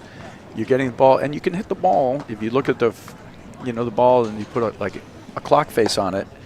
12, 1, 2. You can hit the ball up around 2 o'clock. That'll make it spin over. If you hit that down into the side where it'll bite, hit it at 3 o'clock, it starts spinning on its side. Now when it hits the back screen, it's going to shoot to the right, which is how she won that last point against Kiro, who does know how to play that shot, but she completely misplayed that one. It was just a really well-placed overhead there. What time of day can't you hit that shot? Once you get to like 3:30? No, you can do 4:30 and You 6 can go o'clock further. too. Right, 6 Okay. o'clock would be right underneath the ball, spinning it straight back, and 4:30 will make the ball go actually to the left, completely around the left, and those are like usually more kill short balls. The first two overheads are used to be hit to the side or back screens. The other two more kills short, but they're experimenting with a ton of it right now, and that's the one that's going to sit out a little. And Brett, how do you recommend to like all the women who are loving this stream and watching it, and they just are thinking about, oh, I wish I had a better serve. I wish I had more spin on my overheads. How would you recommend to someone going about it besides taking a lesson with you? In Connecticut, I could send out your phone number, but short of that, how would you recommend to players to practice the spins, try to bring it into their game? Well, we do it once a week. I think it's something you build slowly into your game. And the honest truth is that's the only thing I would recommend would be to take a lesson, right? But and then you build it in, and it takes. Look, hitting spin is a finer contact point, requires some racket head acceleration and learning how to control that. And if you're using a Western grip and you're just pushing it straight forward, you're going to have a difficult time doing it. So you have to build that into your practice schedule if you really want to make these things happen for yourself. You have to build it into the practice schedule. These ladies are out here practicing. They're pros. They know what they're doing. The spin for the average club player is not usually a benefit. I mean, learning to hit topspin and underspin are regular things that you would do on the court. I'm talking about cut overheads and things like that. You'll lose more points than you win until you don't. But even that said, starting to increase your skill set and the enjoyment you get out of hitting one, as long as you understand when to do it and start to build it. And we'll do usually a clinic on these things, maybe once a month kind of thing, and just to start building people to understand it, and then we try to discourage people from using it until they get to a point where they can.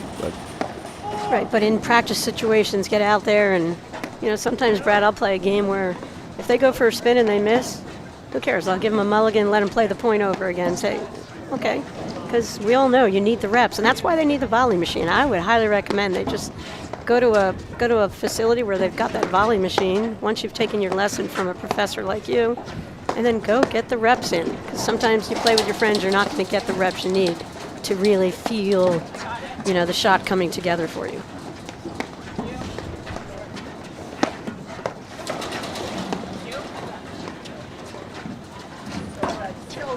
That's a great ball. They're just picking away there. Nice shot. I'm surprised Kiro didn't let that one go to the screen there.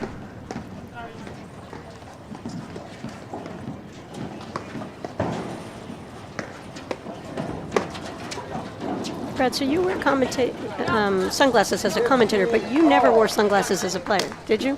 I didn't like sunglasses. Always wear a hat. I've come to actually like them now. I can play with them now. There's a lot of things I do now that I didn't when I was actually playing, including hitting spin overheads and cuts and things like that. Just getting into focus as I was really just stopping to play, right? But sunglasses are great. I recommend it to everybody as long as it feels comfortable to you. How about you, Patty? You wore sunglasses all the time, I thought. I started to, yeah. I remember when those green lenses came out that helped really pick the ball up, and it just kind of cut down on the glare. And a lot of times when you're out there playing all winter long, you get the sun, it's just fierce at times. And, a visor and sunglasses are the only way you can kind of handle it. Yeah, wasn't that Ballet who kind of started those specific for a yellow kind of ball thing, right? To pick up the... Exactly. Right.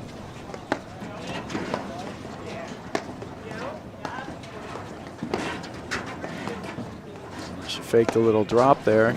Just deep.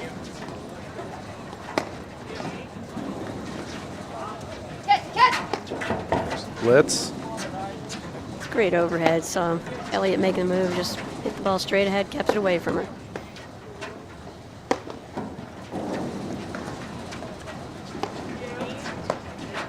Yeah, we talked about how you want to get the ball in. I mean, you definitely, how many backhands have we seen Kiro drive today? Yeah. It's kind of a zero, right? Right. So if you're going to go somewhere, you keep it away from the Kiro forehand and you go into the backhand. That's just a smart play and the place where you want to go. So just a good battle there. They're trying to soften each other up, and Kiro gets the best of her there just by being more consistent. Could see in that point Zubori used the middle a little bit more on the overheads, hitting the ball between them. Got Macy to go over, you know, middle on that backhand. Just more than you see Elliott and Kiro use the middle.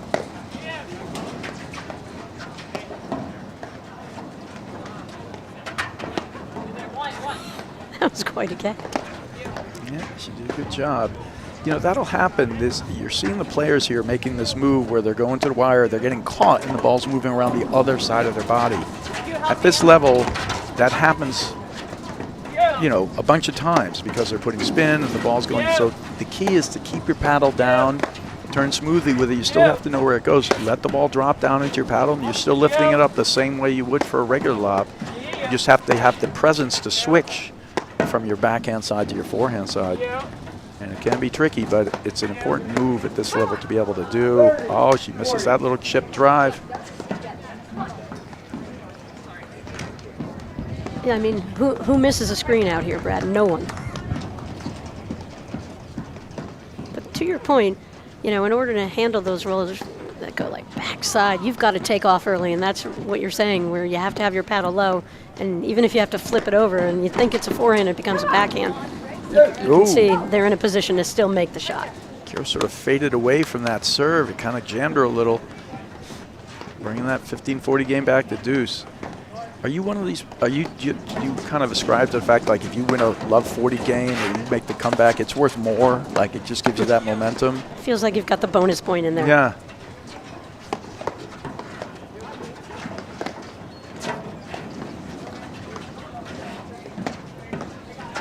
Brad, now Tony's become the talk of the chat on the stream, and his buddy Matt Foley just said that Tony is the pride of the Princeton paddle community. Great shout out. Those courts in Princeton, I played there years ago. I wonder where he is. Is he out like in Beedensbrook, someplace like that? Not Beedensbrook. I think that, you know, they have those public courts. I've never been Beedensbrook and there. Pretty Brook. I remember playing a trillion years ago down at those clubs in the Pimped tournament. You ever played in that mixed event down there, Brad?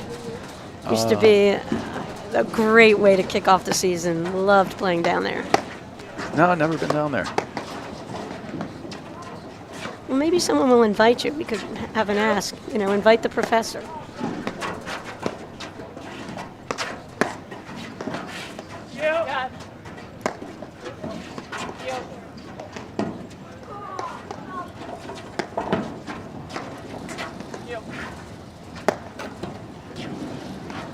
Yeah, I know that area a little bit. I have a good friend who lives in, they actually remember at Beedensbrook. He's, you know, good rackets guy back in the day, former student. Played tennis at Princeton, all that jazz. I go. Little shout out to Eric Zwicker.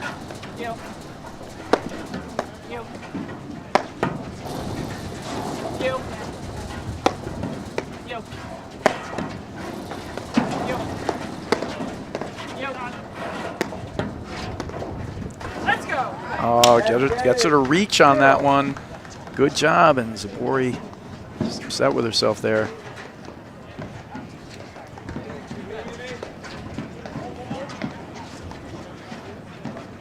There's really nothing separating these two teams right here, Brad. Yeah, just a couple of mistakes. It's super close. I mean, they're premier athletes. I mean, it's a huge forehand.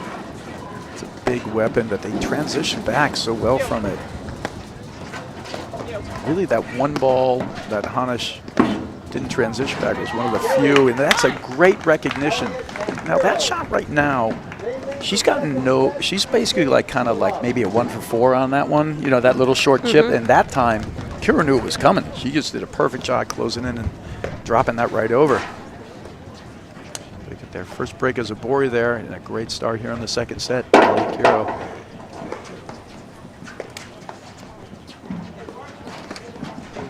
I'd have to say is the one shot that, you know, and she's probably going to make me pay for saying this later by hitting it and getting a winning point. But, you know, she definitely doesn't have a high percentage on right now. I mean, there isn't anything that's not in her toolkit, but she's losing every time she's going to that short chip on that 10th ball. It's almost like she's getting a little frustrated with the way the point's going and forcing the action, but it hasn't been a good source of points. It's only been a source of errors for them. Brad, you have a standing invite from the Princeton Power community now, just so you know. All right, so it's confirmed by the umpire. I like how quick look up, and Tim McAvoy, you know, it's pretty impressive putting him up in the chair there. Hall of Famer as your umpire. Mr. Everything has helped run every event conceivable in this sport. Ran the board for the APTA. Chair of the Hall of Fame Selection Committee. He does it all. Tim is one of the most amazing individuals I've ever met in my life. That's a great stick there from Zubori. Yeah, and just also one of the most positive, and you almost never get around Tim McAvoy and don't feel uplifted.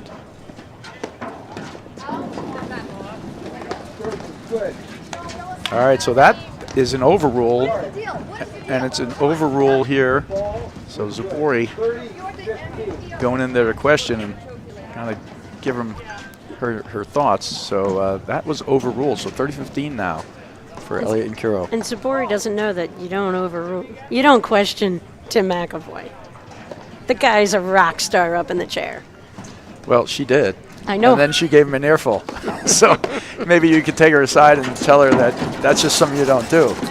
Sorry. Yeah, don't mess with my buddy She Tim. might actually disagree with you in that regard. But she's passionate in the moment. well, either way, she stuck a return down the line there as if to say, you know, I'm a little fired up right now. So great job. Nice return.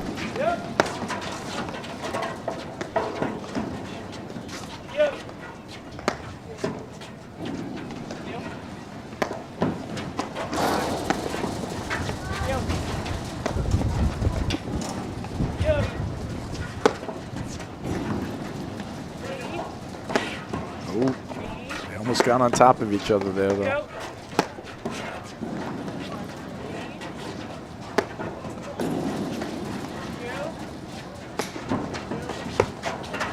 Oh, great rip there. Good look.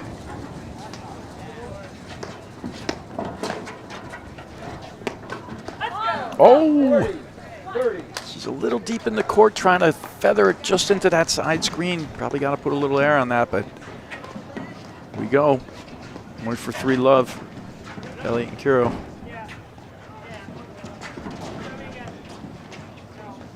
You know, you talk about these players and what makes them incredible competitors. And I feel like every time I look at Macy Elliott, I just feel like she's got the it factor. She just, the more dramatic a moment is, where that's where I see her with the ability to rise in that moment and make great decisions in execution. Yeah, this is something that, you know, it's hard to quantify it, but you see it in people, right? You know, that factor that it's kind of a great, you see it in a bunch of them. They're difference makers. Certainly one of them. Also fashion difference maker. The hoop earrings have been quite the hoop earrings are big. The whole thing, yeah, right. You know, everybody does their thing. Bruce Redpath, our tournament director, you know, he's got his thing. Yeah, he's got khakis on. He's really making a statement. Well, and we are at the cricket club.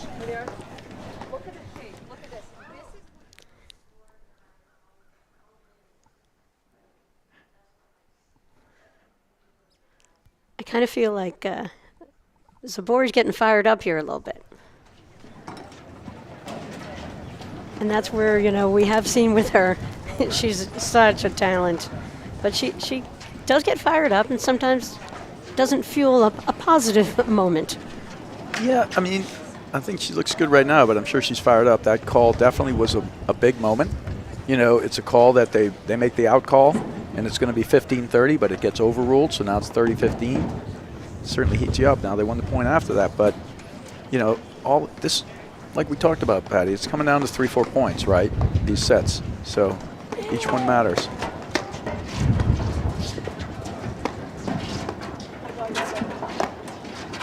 That's a great lob and a huge setup, and that's good play. Kiro's really just been lights out with that forehand.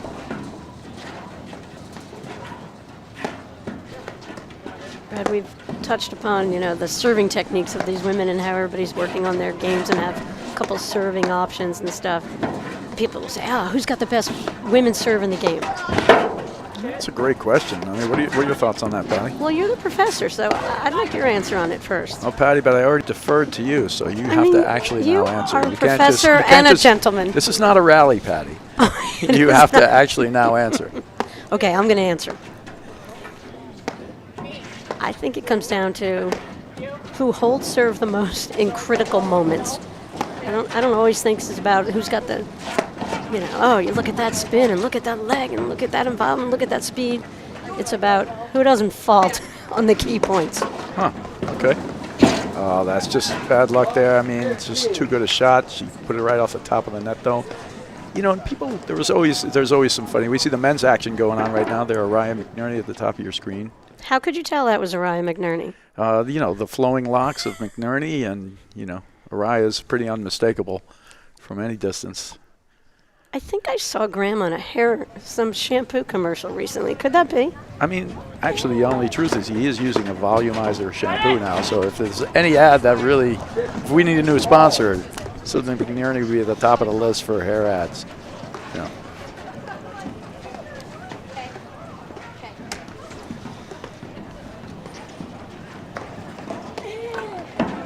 Seeing right here, this is a tremendous opportunity for Hanisch to hold serve. And not the finest serve right there. But that's what I'm saying. I think everybody at the top of the game has pretty damn good serves, but in the moment when you're feeling the pressure, that's really what it comes down to. Yeah, it's hard to say who has the best serve in the women's game or even the most unreturnable. There are some on the men's game that I see that are definitely more unreturnable than others. You know, the amount that gets returned offensively is just a lot less. Women's game, it's hard to see that. There isn't anybody serve. Like, Kiro's thumping it in there, but she hasn't held serve yet. You know, what she did in this set. But well, that's my point. It doesn't. Right. It's really who wins the game. Remember when, speaking of Graham McNerney, when he used to keep stats on holding serve and what players had the greatest percentage of service game wins, and I think Juan Araya was one of those guys right up at the top of the list. Yeah, there's this preconceived notion too that breaking happens more often than holding. It wasn't really the case, but his percentage wasn't like way north of 50%, but he had one of the higher ones for sure. And the women's side, it's hard to tell. You can only really compare it at this level, you know, because the first round for these guys were 6-love, right? There wasn't anybody pressuring them, you know. I don't know who has the most unreturnable serve or the less attacked serve on the women's game. It's hard to say. I mean, all four of these guys can hit a really good overhand serve. You can see it. It's not that kind of thing where they have the same angle as the men do to bite it into the side screen, so it's not like going right into the side screen and dying or something like that. But they're hitting a heavy serve, and it's a challenging one. Right, and if you're that first-round opponent who lost 0-0, your answer would be very different because it's almost like the spin has so much impact on their return of serve. Yeah. Where that's the point. It's all equal at the top.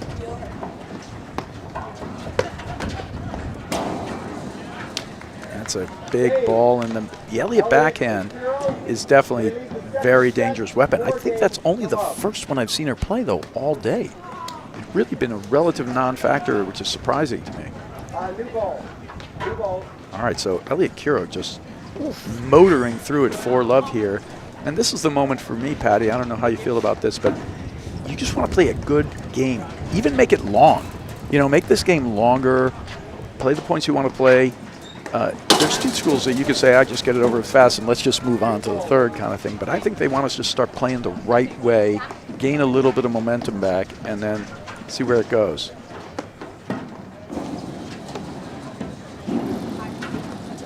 And Medeiros, Elliott, pardon, has so much confidence in her own ability in these situations. And when you look at Hanisch and Zubori's losses in the last 2 or 3 years, you'll see one thing in common. Elliott's name. Elliott playing with Radesno, Elliott playing with Kiro. She loves the challenge of playing against Hanisch Zubori. And I think you have to love the challenge of it, because sometimes you get out there and there's teams that you see over and over and you're like, oh, I've got to play them again. And maybe you don't love the matchup for you as a team in particular. But I feel like Elliott has the ability to continue to rise and just go to another gear, another gear, another gear.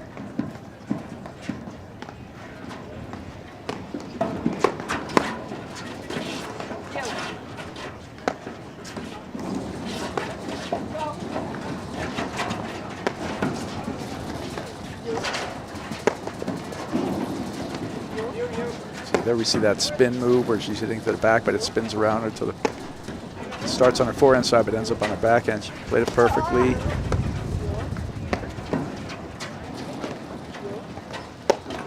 Oh, dropped a little low.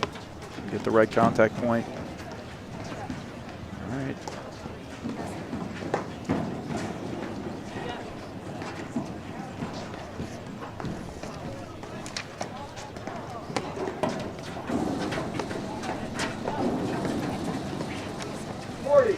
Wow. I'm surprised to see this game going that fast, but it's kind of worked both ways. I've been in both sides of the coin where I've slowed it down and just tried to build something. And I've gone where I've just swung out and got all my aggravation out and lost the game quickly, but it works either way sometimes. Elliott and Kiro, they lead the second set, 5 games. Now's a good time to talk about one of our great sponsors, Patty, and that is Fusion. And in collaboration with the APTA, Fusion is at the forefront of personalized gear and apparel, backed by a team of seasoned industry experts. They provide exclusive access to high-end products from top-tier retail brands, all poised for customization with your club logo, team name, or corporate branding. Their streamlined approach guarantees a hassle-free shopping experience, complemented by custom online storefronts and swift ordering. And visit www.gearbyfusion.com and let Fusion seamlessly weave your branding into elite merchandise. And those guys are great. I've done a couple online stores with them. Brad, I just finished my Christmas shopping right now. I've got my Lake George store. It's open for 2 days. Amazing. I mean, you're going to be shocked to hear I ordered a couple pink hats. I'm shocked to hear that. I'm just, you can let me know now. What are you getting me, Patty? Well, I got you a black one, Brad. Yes.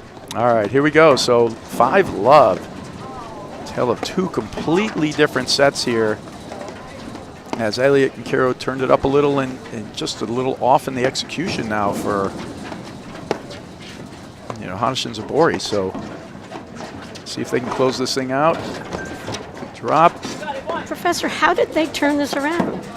I think Elliott and Kiro just started really well in this set, and then Hanisch Zubori actually got a little off the rails, but they started making some great shots, and their attacking overheads were doing more. She read a couple of those. In the beginning, they were pushing them up and back. Now they're actually closing off the net a little bit more. And so just the percentages completely flipped. And then you just had a few more errors. That's a great point, Brad, because, well, that's why you're a professor. But you're right, in that first game where you saw, a drive, a lob, an off-speed drive, a lob, they were really just kind of testing them. It's not they were making them miss, but they were testing them a little bit more. And now the teamwork, and just the positioning at the net, Elliott and Kiro they're not missing anything.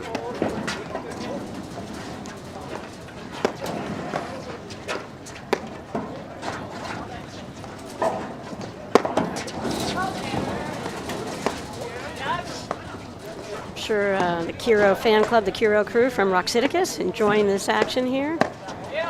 Last couple of years, we saw the Zubori fan club. We've seen the Anika fan club, the travel club. They go to sites. They set up tents. I mean, the women's game has such great fans. We so appreciate, coming to the tournaments and chiming in on the live stream, really loving the action. Yeah, they got some great fans out there. You're absolutely right. And there are a bunch of fan clubs out there, which is kind of fun to see. I like it. Did you just coin the Kiro crew? Well, like, we're part of the Kiro crew. Like, there's going to be T-shirts now. Did you just do that, Patty, with your announcing? I did not. I actually read. Genius? No, I read the hats. They were at Montclair, actually. They have hats that say Kiro crew? They do. Suzanne Dallas, some of the Rockciticus gals. They were at Montclair. There were some T-shirts. I think they've got a fusion store just for the Kiro crew, and that's what you can do. Individualized orders, Brad. Maybe, I need a pink hat and you need a black hat. You can get that. You can just get one of a product. You don't have to order bulk and anything, and that's the advantage of a custom shop. That's what Fusion can do for you. And now you see her actually. She's just going for things now. She's just experimenting and then almost like kind of blowing it out, see what happens, because this could go two different ways. Strangely enough, I've, talked to numerous kids. Kiro's so fast, you got to be super careful. They asked if it touched her hair. Yeah. No, and she said no, so that ball was out, and that is the set. We will be right back in just a moment after these messages right here on the APTA YouTube channel presented by My Paddle. Ready for a whole new training experience? Welcome to Volley. At Volley, we've developed the first AI training system for racket sports, providing pros with the advanced teaching tools they've been waiting for, and giving players a new way to level up their game and enhance their time on the court. Ask your pro about a Volley lesson today and learn what Volley can do for you. We'll see you on the court. I know that. Welcome back to the APTA Tour. We are live from the Philly Cricket Club, bringing you the Philly Cricket Grand Prix. This is the finals, and we are headed into a third set. Great shot of our umpire, Tim McAvoy. This is between our number 1 and 2 teams, Hanisch Zubori and Elliott Kiro, and as you have seen, Hanisch Zubori got off to a phenomenal start. Won the first set 6-4 and then just got steamrolled by Elliott Kiro here, 6-0 in that second set. And we're off to a third. Patty Hogan with Brad Easterbrook.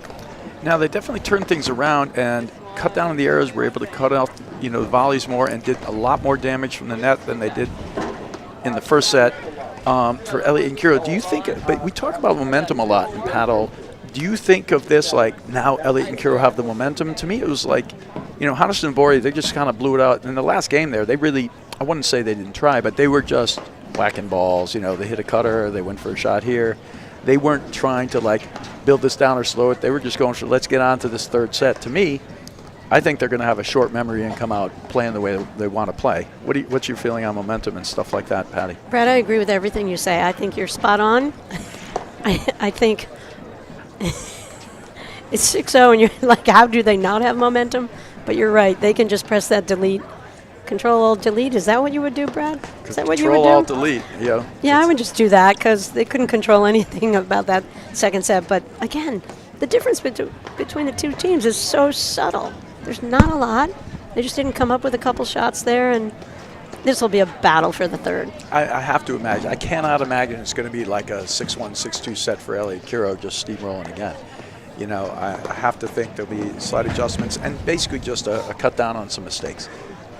From Hanisch and Zubori. Yeah, and Hanisch Zubori have the ability to make tactical changes, and we talked about Floor and her ability, and Anna and her ability to go along with what Floor thinks. And Floor is pretty spot on with her tactical adjustments that I've seen her make over a couple seasons. And I do think that moment in this set, because there was a moment, clearly Elliott and Kiro were going off to a good start, but that moment when that call went against them and they got overruled, things just disappeared from that moment. They just got to let all that go, get all the negative energy out, and just come back focused and understand what their plan is for this set. Yeah, and I think when we went in between that, we took a little break. We heard a little discussion between our umpire, Tim McAvoy, and Anna Zubori. So I think that was good. Anna kind of got it out and now can move on. Because something was bugging her about how something went down, and, now they're back to try to win the title. Look, it's an interesting thing. As an athlete, you're a confident person, too. When somebody overrules your call, it's almost a personal thing, and you generally think you're right, and you're going, hey, I don't make bad calls. You make bad calls. You're sitting up there, you're like, you're gonna fight it. That's your natural instinct. Yeah, that's a good point. You'd almost be disappointed if she wasn't going to fight it. Yeah.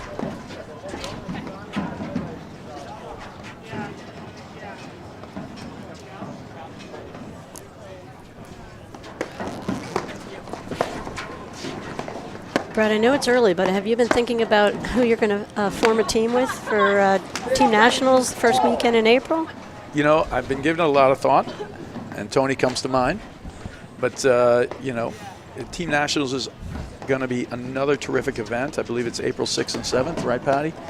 And why don't you go over it real quick for everybody, what they can do and how to get about it. Sure. You get a group of your pals who are within, maybe your PTIs are within a band of 10 to 15 points at the most. You get slotted into a division of play. I think every team plays 4 matches over the course of a weekend. Mike Raleigh is the Master Tournament Director out in Chicago, hosted by Exmoor Club. And in New Jersey, Greg Morgan is the mastermind behind the I Help Greg, along with Drew Broderick, a lot of other pros in Jersey, of course. We'll be hosting the men this year. The men flip-flop, geography from season to season. So Mike had the guys last year, we get the guys this year, and back and forth. And it's a phenomenal environment. And it's grown into be the biggest event the American Platform Tennis Association puts on for its membership. And it is all about the memberships. And with the introduction of PTIs in the sport and everybody having the ability to go compete against like ability levels, it's a game changer and brought so many more people the opportunity into playing these kinds of events. And Team Nationals is great. Even if you've never played an event, it's the perfect one to jump in because you can rely on your teammates and you just have a fun weekend away out of town and great parties. We'll host one in Jersey out of Canoe Country Club. They love hosting Team Nationals. Yeah, so there you have it. Team Nationals has got everything you want. Competitive play at your level and with your friends and and with a team. And there's nothing better for people who play individual sports than getting the opportunity to play on a team, with your friends. All the clubs in Jersey do a great job giving up their courts event. We just got a shout out from Roseanne Peretti from the Rackets Club in Short Hills. The keys to being able to host these amazing events, the willingness of clubs to give up their courts. And we can't thank those clubs enough for, letting the game's greatest players like this weekend play all the way down to every level in the sport. So it goes without saying that the clubs providing the use of their courts is the most significant factor in our sport. Wow, this is a battle point here. That is some volley right behind Elliott. And that was a terrific, terrific point. These guys are battling out in this first game. And Elliott and Kiro have to be careful because not only do Zubori and Hanisch dress alike, they sounded alike. They have the exact same response there. I mean, they've got the verbiage down, Brad. It's a good primal yell off a great volley. All right, so deuce.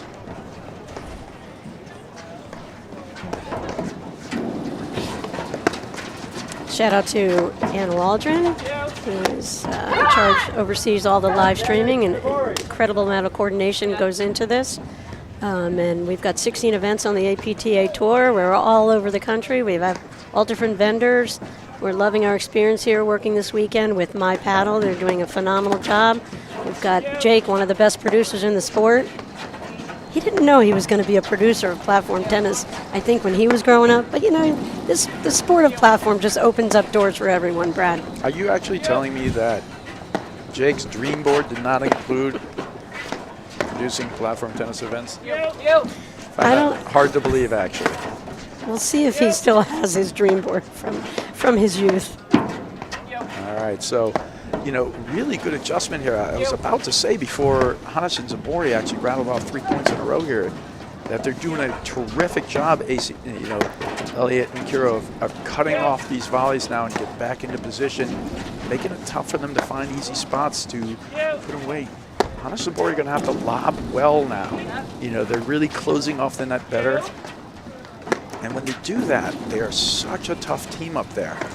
Well, I was thinking about the lobbing and how important it is to the success of Hanisch and Zubori as a team, and we just know Hanisch in particular just can spot her lobs and open up the court and set up Zubori. That's been their MO for a couple of years. And I think you don't see it playing as much of a role in the men's game. But in the women's game, I still believe that the deep lobs and the up the line lobs, you've got to stretch these women out. They're such phenomenal athletes, competitors. Their physicality is second to none. I mean, Lynn Kiro came into the game. How tall is Lynn? 6 feet? I mean, I don't know if she's a full 6 feet, but she's tall. I mean, these guys are long, great athletes who can move, and they're strong and they have power. Yeah, they have everything, power, the speed that works. And a great job there from Hanisch Zubori coming back, you know, from 15-40 down to take that first game. And like we said, doesn't look like that 6-love drubbing in the second set has had any effect on them whatsoever. They're coming out focused and ready to play. Great comeback there in that game. So I'll really look to the lobbing from Hanisch early in this third set, Brad. It's something that could make a difference potentially. And I kind of love this camera view where you can see the players and where they're hitting the overheads from. And, you know, if they're inside the service box, they're totally controlled. There, that's a phenomenal lob that has potential to, you know, open up something.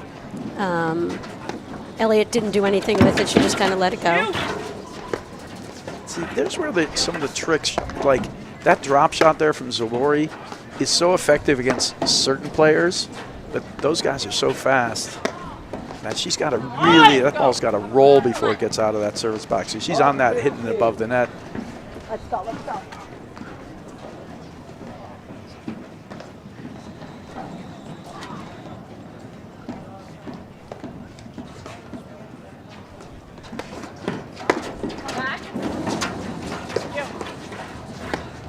Kiro's really honing in on that forehand. You know, that Kiro return to serve. I mean, that ball was by Zubori before in a you know when Johan came to game and he hit that ball, and the ball just seemed to go from his paddle to the other side for a winner in like a millisecond. And right there, Kiro's forehand, you know, she's kind of got a little similar quality to that thing. That thing just takes off like a rocket off her paddle face. Yeah, she's out in front, heavy acceleration with the racket head, and just perfect timing. It's a great shot. What a good lob.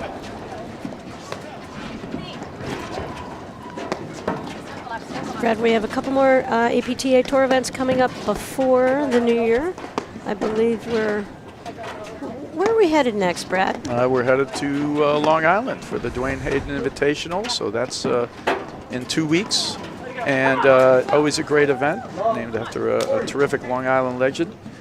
So that'll be coming up, and that'll be live streamed. And then do we have one more before? I think we then go to Pittsburgh. Pittsburgh after that.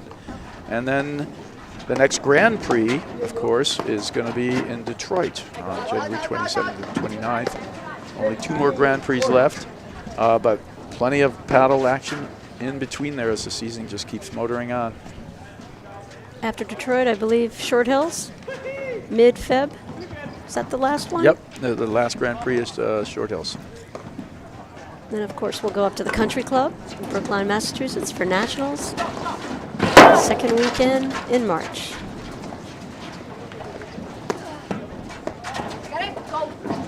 Whoa, you know, some confusion there. What a get, though. Amazing that she was able to track that down. You know, to their point, even though there was confusion, they kept moving their feet. They kept trying to get the ball back any way they could. That was an amazing shot. That ball goes off the crease and goes straight to the left, but Elliott's ready. And that's the thing, these top players are always ready. A lot of players, and the thing for the player to learn, it's like the ball goes towards your partner, and you just shut down like, oh, it's over there. I don't have anything to do, but it might go at the crease. There's a lot of things to be looking for. Cut there. This is some point. So much back and forth. Stay active, stay active. I got it.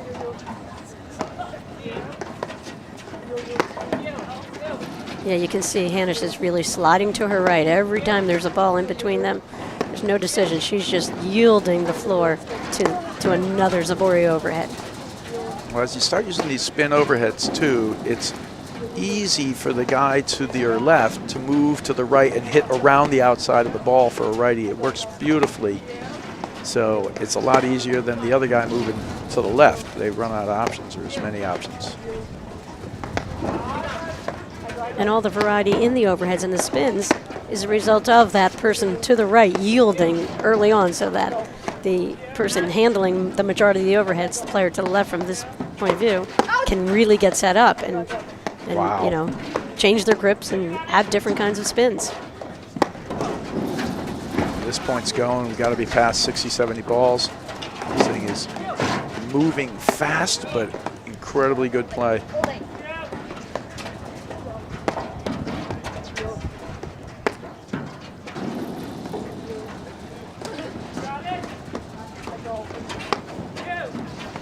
I think she thought that might be going out for a second, then thought wisely to hit it on the net. Wow, this is a back and forth. This is a big point.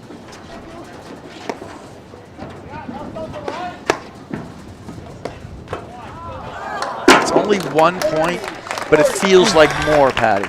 I think it felt like 100 for Zubori in particular. And that was a big, big point. If they can somehow get this game back from 15-40 again, which they did in the first game, that would be huge. In terms of momentum and belief and the whole works, not that Hanisch and Zubori are lacking in belief in any way, shape, or form.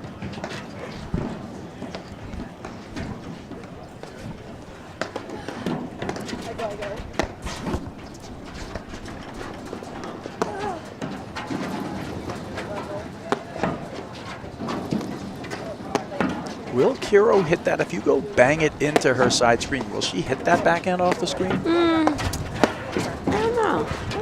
Not very much, I don't think, Brad. Go, go, go. Oh, she's gonna duck. I mean, I've seen her pull the trigger, you know, off the deck more on it. I'd love to see her do it because it seems like anything she attempts, she masters pretty quickly. Well, right now, does it seem to you like they're just freezing out Elliott? I mean, this has been 70 out of 80 balls have been right in there towards Kiro. Wow, these hands.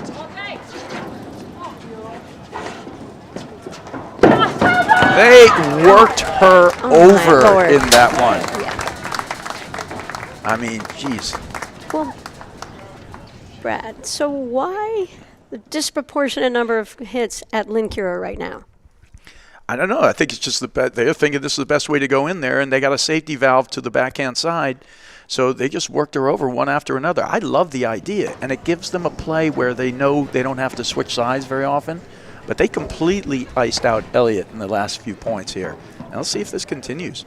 If so, they're going to have to find a way because, you know, Kiro got beat up a little there. I mean, she's going to have her responses, though. And that point she came out on the losing end. She'll have her responses, but we'll see if this continues. Let's see, was that serve wide or was that good? I'm not sure. All right.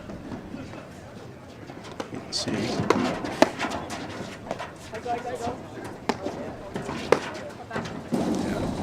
Let's go. Oh, that was huge. And the biggest difference there is they were able to get to Hanisch to hit that ball going back, and she had no shot of coming back in. Easy forehand, beautiful play. So that was obviously an ace the serve before, so back to deuce here. Great play from Lynn Kiro.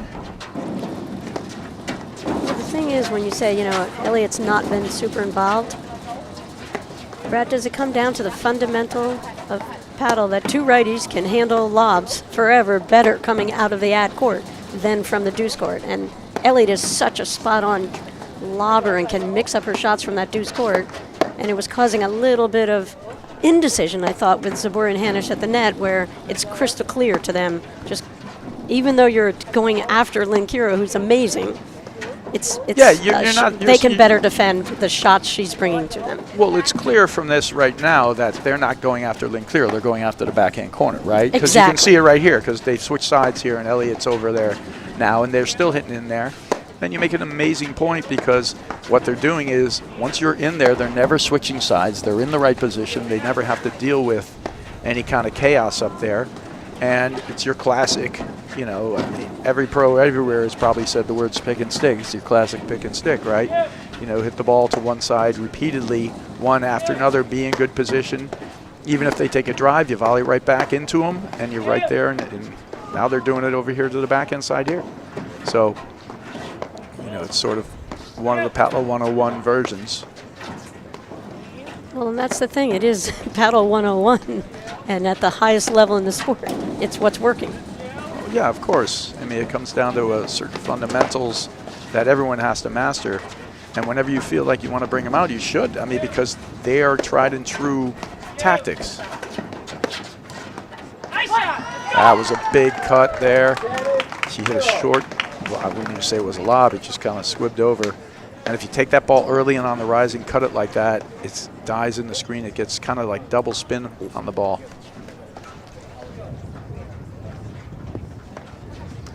Brad, how fun is this match to It's watch? amazing stuff here, and it's gotten really heated up.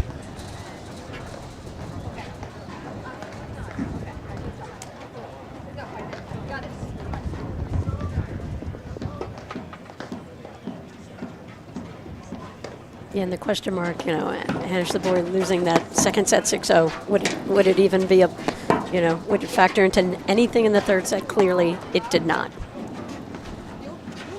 Oh, that's good lob there. She's pushing her way back. Yeah, if they can get more work out of Hanisch with the overheads, that would be huge. Anytime they can make her go back, they've had many more opportunities when they're getting Hanisch to go back and play the overhead. And that's where Kiro, if she can, when she's getting Kiro, pounded that's a good over look. there. She missed it though, but what a look. It was perfect play. Yeah, you want Kiro to see if she can't take that ball up the line more on some of her lobs to force the, you know, to force the overhead to go toward Elliott, to bring Elliott's offense into this a little bit. I mean, that was perfectly executed setup. She just missed the drive. You know, everything about it was right.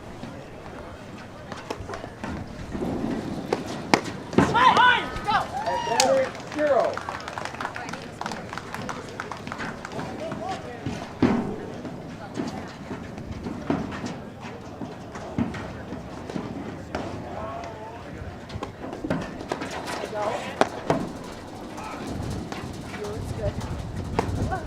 That's a good lob.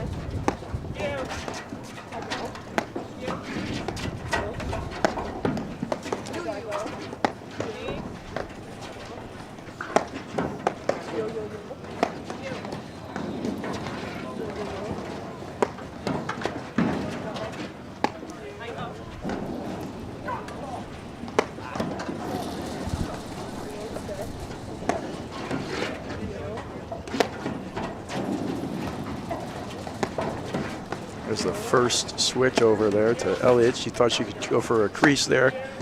Gets the roller in.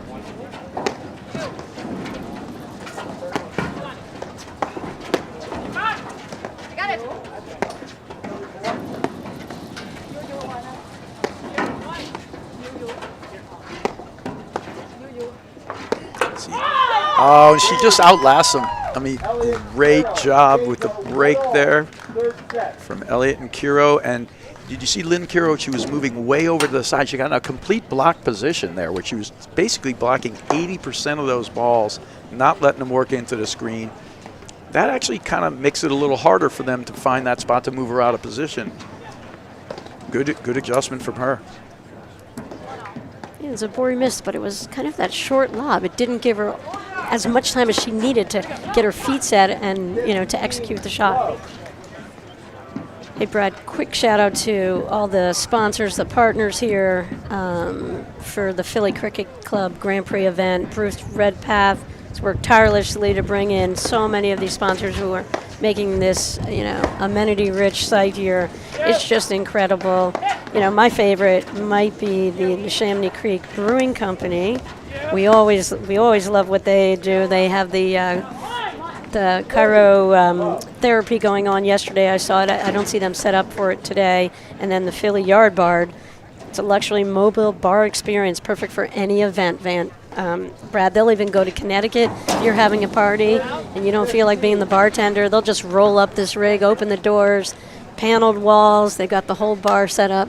Yeah, they put that amazing pavilion out there. It is tremendous, and all these places are, yeah, they did an amazing job with the sponsors out here, and it's basically a passionate community out here in Philadelphia.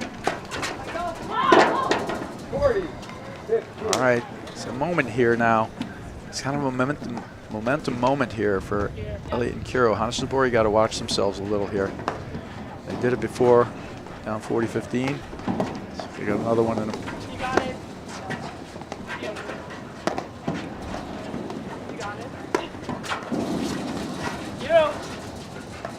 Oh, she's hitting heavy rollers. Good block.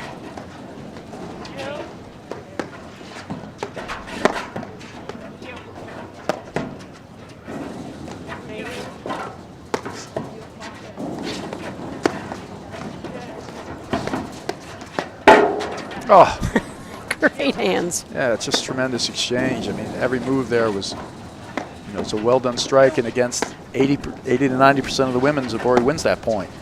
That's why these guys are in the finals. Oh, right on the line, that volley. Game. Elliott, Kiro, holds out. Yeah, confirmed by the umpire. Game. We didn't hear the call there, so. They lead the third set, 2 games to The umpire's so good, he just calls the score before he has to make the Yeah, call. he did say game, and they're like, was that out? Right? But, yeah, so great job there. Actually, we see the director of racket sports from Beadenbrook Club right in the back there, Justin yeah. Campbell. Yeah. Brad, this is, you know, we're well into the tour here. Do you want to do a quick thing on the winners of the other women's tour events held so far this season? All right, so far this season. Yeah, we kicked it on off our in women's Montclair. tour, Anika and Lelich beat Elliott and Kiro in the finals over at Montclair to start off the season, so a great win for them. And the Baltimore Open women's, Morgan and Sikora beat Hanisch and Zubori 6-4 in the third after losing the first set 6-1, and then they beat Elliott and Bessanova in the semi as well. And so it's been great matches across the board, and Hanisch and Zubori just beat Elliott and Kiro in Chicago. So it's been just great action across the board, and a lot of new players in the game on the men's side and the women's side. And we saw them out there this weekend, you know, B. Lopez, right, playing with Liz Cruz. Yep, Liz Cruz, they're right. What upside that team has. Big forehand off the screen there from Elliott, goes long. Hey, Professor, before we go much further into this set, Ann Waldron's got a question. I think it's for you.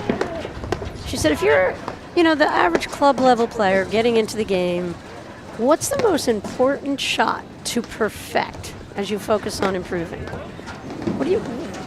What are your fundamental, like, first 2 or 3 things that you try to get everybody that you teach to do?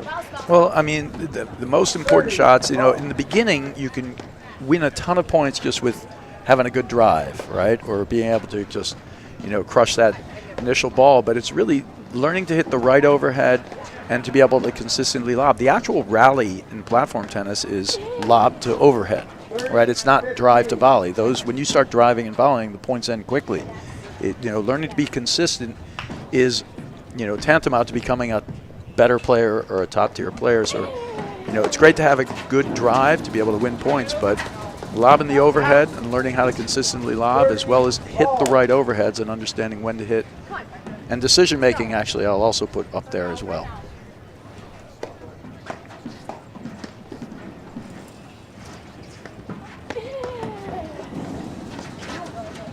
Shout out to our tournament director of the Best Team Nationals, Mike Raleigh, is enjoying listening to you, Brad, again. Mike does a phenomenal job, has really provided such leadership to the APTA and how to really, when these events, when Team Nationals launched, he really came up with a phenomenal footprint that has been duplicated and just makes the Team Nationals the highlight of the paddle season. Ooh, and the errors are just starting to creep in a little here on Hanisch Zubori. She didn't go for the wrong shot, just a little loose mistake here. Leads us to a break point for Elliott Kiro, though. It's just a little slippage of mistakes and momentum here.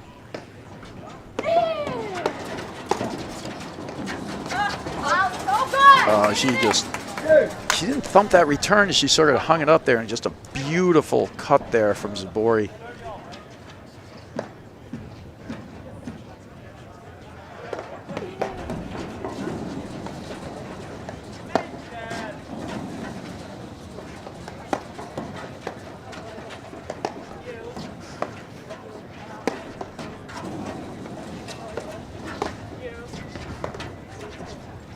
Zubori's giving Kiro everything she can handle, and Kiro's done a magnificent job in the screens here in this match. I mean, they all make every screen, but I mean, the degree of difficulty that she's had to kind of adjust to and come up with the little shots, she's done it all day long. And Kiro there, she just made a get, and it barely came over the net, and Hanisch got caught a little further off the net. She was a little off balance, hitting what would be considered a routine ball, but she nets it. Oh. These big moments here, that's 2 good, huge serves in a row from Hanisch on break point down. You know, sometimes get that in that big moment there. Is she hitting a big serve like that? What a big game player that is.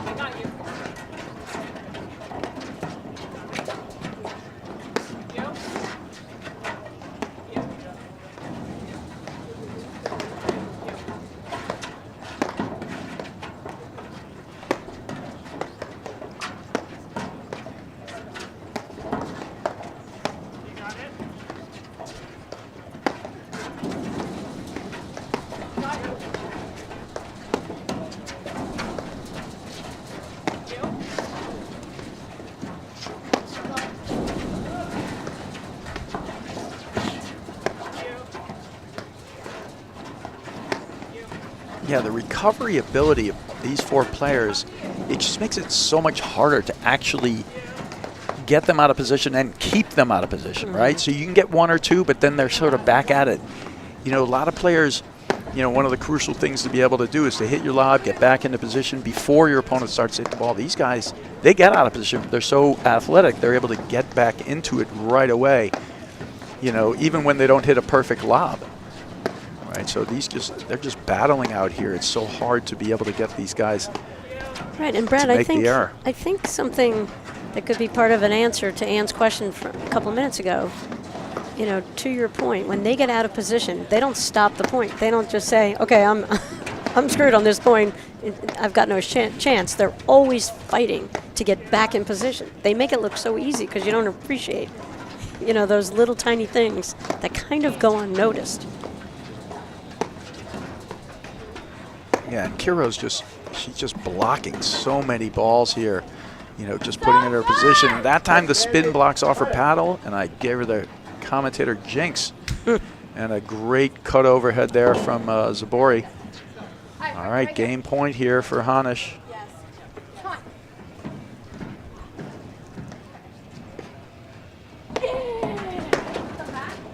Let's go, tiebreaker 3rd set, Brad. Oh, yeah. It would only be fitting. I'm all in, Patty. Okay. I'm here all day. Let's get our money's worth. You getting hungry? Actually, Yeah, me too.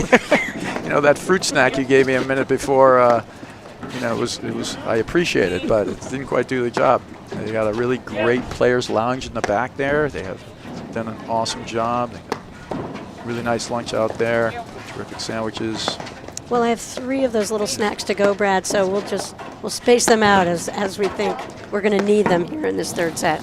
Really mixing it up. You got pumpkin bread, I believe. And well, you know, it's almost Thanksgiving. Just fruit snacks.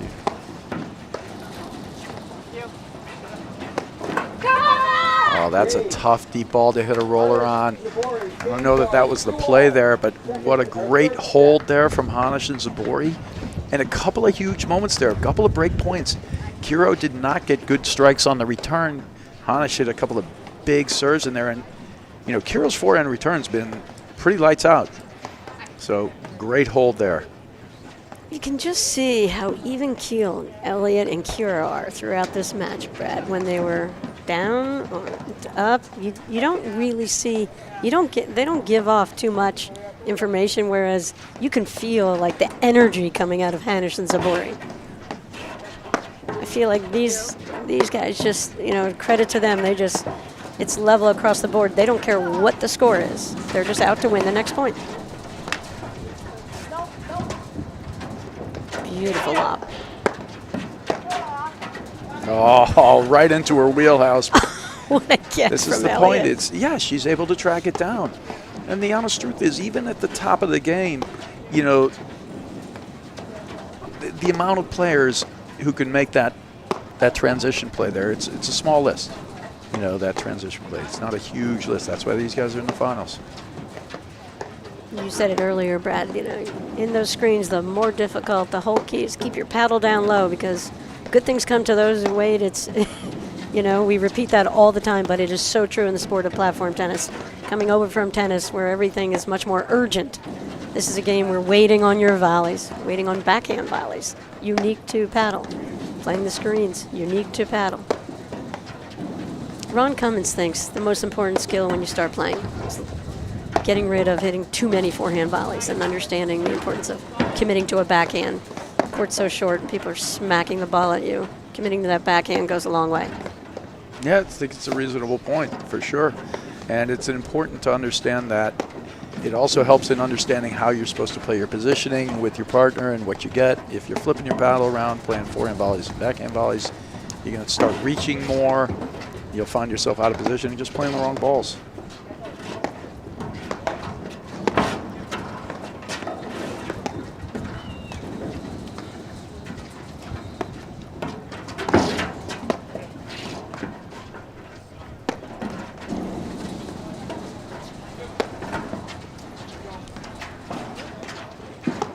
You know, anytime they've been caught in a switch, there's no urgency to switch back. You know, so Elliott, we see Elliott in the backhand side, the ad side now. That blitz, and there's a backhand hit there from Kiro. Ooh! You know, you talk about their ability to track balls down and everything, Brad. Just the last couple of points, I wasn't even watching the ball, I must admit, as your fellow announcer. I was watching the footwork. Yeah. And that's the key. Like, the difference in the footwork with these four players from everybody else out here, that's what, you know, gives them the ability to track down shots. And they just are constantly moving, making all those little tiny steps, adjusting, you know, for each bit of spin or pace that comes their way. And I don't know, that's another thing for people to focus on and you don't really think about. Footwork, but it's gigantic. I mean, was that ever one of your strengths? You know, I'm going to take the fifth on this one, Patty. I'm going to leave it up to your imagination. You know, I said before in the last game, there was a moment when they had to answer, and it was like a careful spot for Hanisch Zubori. They had a break point against them, and they answered the bell and got it to 2-all. It's a little moment here now for Elliott and Kiro. I feel like you want to stay close here. Goes for that shot there. One-hander off the screen. She has it. It's not her number one option. Didn't make that one. Right, and that's where you can't miss that point wide. It's such a critical moment. Just make him hit it, keep it in there, and that's nothing better than giving your team a little life back. It was 30-love. You guys, you want to step on their throat a little, right? Make them win the point, not you lose the point. Well, yeah, I understand that, and it's, you know, it's probably wise words in a lot of sense.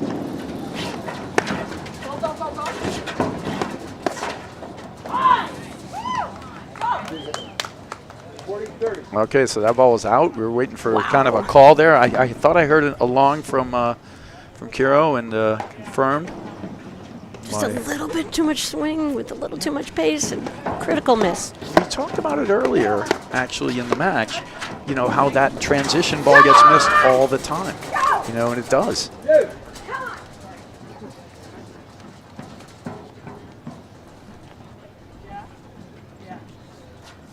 It's just so tempting when you see two people who are totally scrambling, backpedaling madly, you know, to try to beat them at that point.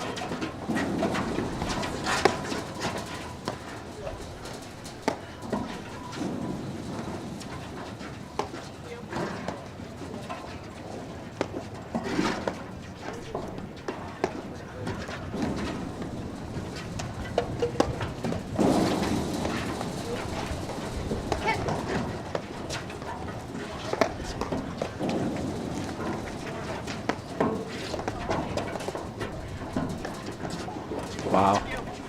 Guys are seamlessly transitioning back.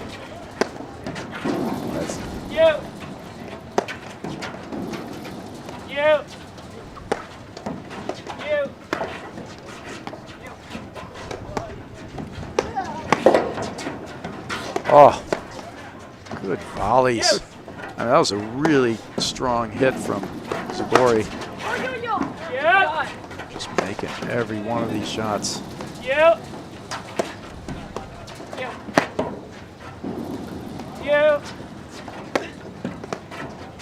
Both teams pretty much staying out of the deuce court here and just working that backhand corner. And part of that, as you mentioned before, Patty, is just a function of them using these cut spin overheads, which work better. That's a look. Yep, there she's got it. Beautifully done, but it started with the down the line lob, right? That you talked about before, Patty. And Elliott juiced that overhead so much that it came back to her really fast. That's the danger of juicing the overhead in a lot of pace. It quickly gets to your opponent, and it allowed Zubori to hit to the open court, and they lost the net in transition.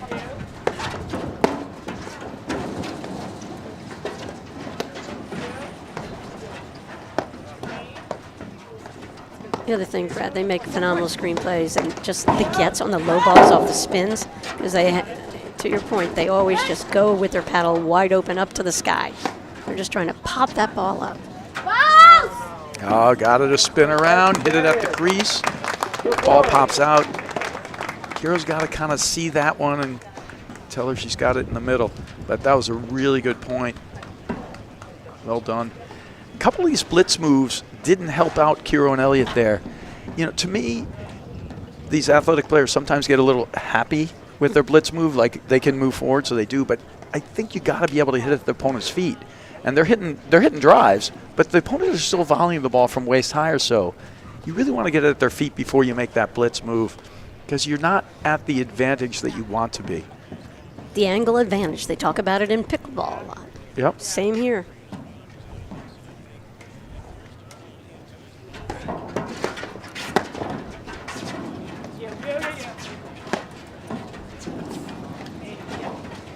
Oh, I thought she was stepping on top of her there. She just got out of the way. Yeah, and that player to the left get all these overheads. Now that one she's got. Anytime you can make that play to the right, play that ball, you are in better shape. Yep, and Elliott just took something off it, kept the ball straight ahead and deep. That was a little shorter, a little more dangerous. Waiting for that right ball. She ripped it. And she went for an extra bit there because Elliott's still in really good position. So off-pace drive wouldn't do it there.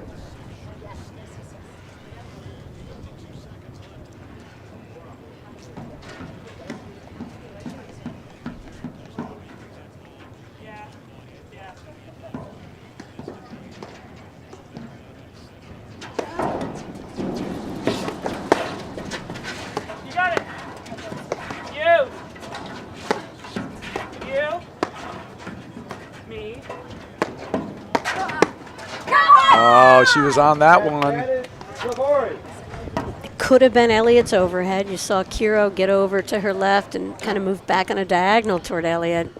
And that was enough of an opening. Zubori identified and put it right at her feet, to your point. She was listening, Brad. Yeah, and then she hit the down-up overhead instead of just pushing it straight and deep. And then nice sneaky little move over there. And she actually hit kind of a mini overhead there. She did. Yeah, it's a great shot. And Kiro's contact point on that ball that got her in trouble, Brad, where was it? It was much higher, so she had it down on the ball. Too high. Yeah, it's getting to be a little precision game here. I like it. They're trying to find this little wedge, get the lob up so they can make that player to the right hit that overhead. But there's only so much court over there, so it's not so simple. You can't miss it wide.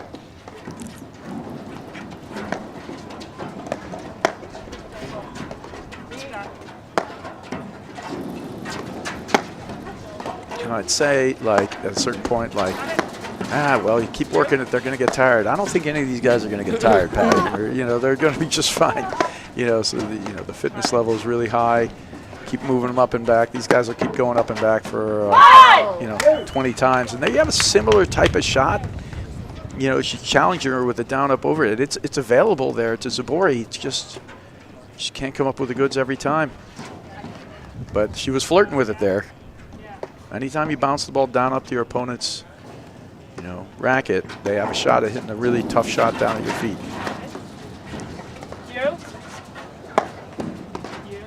Yeah, this match is really taking shape to a attack ad court screen, right? Work those spin overheads in there, stay in position, and basically the deuce court players just hanging out, playing a role. They get their returns in, but yeah, we're not seeing like the roll of the switch and the roller roller, and things like that right? at all. And switching the play from side to side to speed it up. These guys are working one side of the court, and then it's funny because it's actually just coming down to like a battle. You can see Zubori here trying to find that lob down the line, right? Oh, she just banged it right at her. Had her backing up too, which is a good thing if you get your opponent backing up. If I was Elliott, I might have thought about bailing there at that point. Yeah, and Zubori loves that move where she goes to the right and takes that middle ball. Hanisch just lets her take that. When they won their 2 nationals, that was such a key play for them. Well, Zubori in transition, Kiro in transition, they're very dangerous players. I would not feel comfortable hitting a short ball while they're moving forward, hitting a forehand. That's 2 faults in a row and confirmed.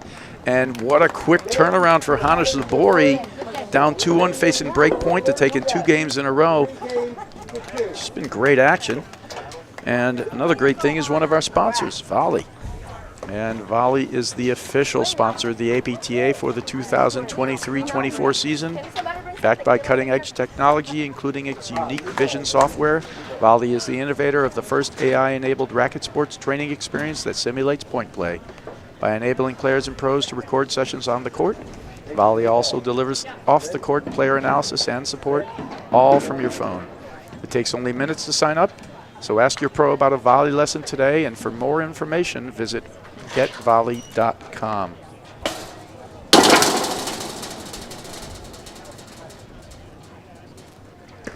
Shout out to Robin Thompson, enjoying the action and the commentary.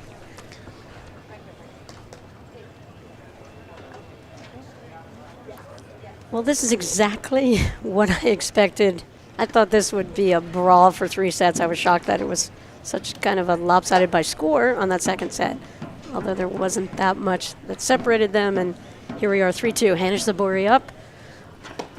Yeah, you talk about that lopsided score. Anyone has the opportunity to sort of like, either tighten things up or go on the other side of it, go in a tank at any moment. It just shows you even the top players in the country do it.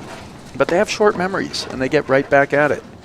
And as you said, there's 2 schools of thought on it. Play the tough game and, get your momentum back, or just whack a few balls. And that's what they did at the end of that second set. You get out your frustrations and come back at it knowing that that was an aberration. It's an anomaly, not a, not the way the set's going to go. They know that a 6-love set against them is, something that's completely out of bounds.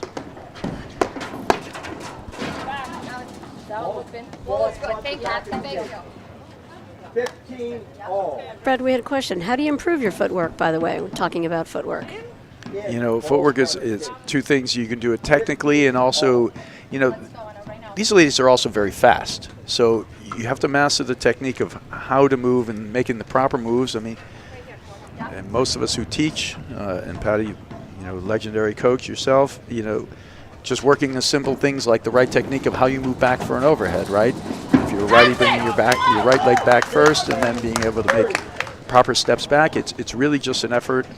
It's an effort, right? Understanding how to move your feet. For certain players like these guys, they do it partly naturally, but also they spend plenty of time moving the right ways. You can see how they're moving back for the overheads. It's never like they're not facing with their body forward. They're making a turn and going right back immediately.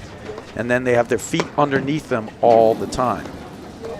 That's a great point, Brad, because I think that's a huge difference when you see the ability to execute at the highest level in our sport. It's because of the footwork. And so many of the errors at the other levels in the sport are actually because of a lack of footwork. And it's just the willingness to take those extra steps. I always joke around with some of my students, and I look at their sneakers. I'm like, how many years have you worn those sneakers to play paddle?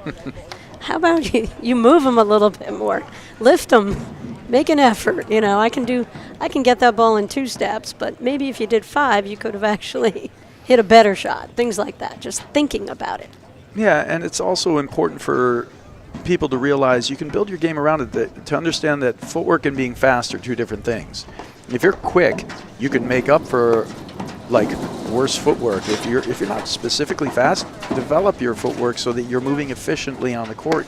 Both ways work for you, and you can also design your game around playing. That's what's unique and interesting about platform tennis. You know, you can design your game around the way you play. If you're not particularly fast, learn how to manage points by hitting perfect, deep, slow overheads that don't let the pace get too fast for you. If you're a faster player and you work well in transition, you can develop blitzing and other moves that work towards your ability to use your speed. Use the things you have. Either way, though, your technique on footwork has to be good.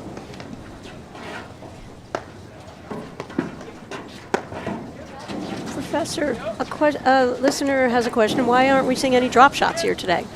I think we've seen 4 or 5. It's just the players are so fast, and also it's still kind of warm for paddle.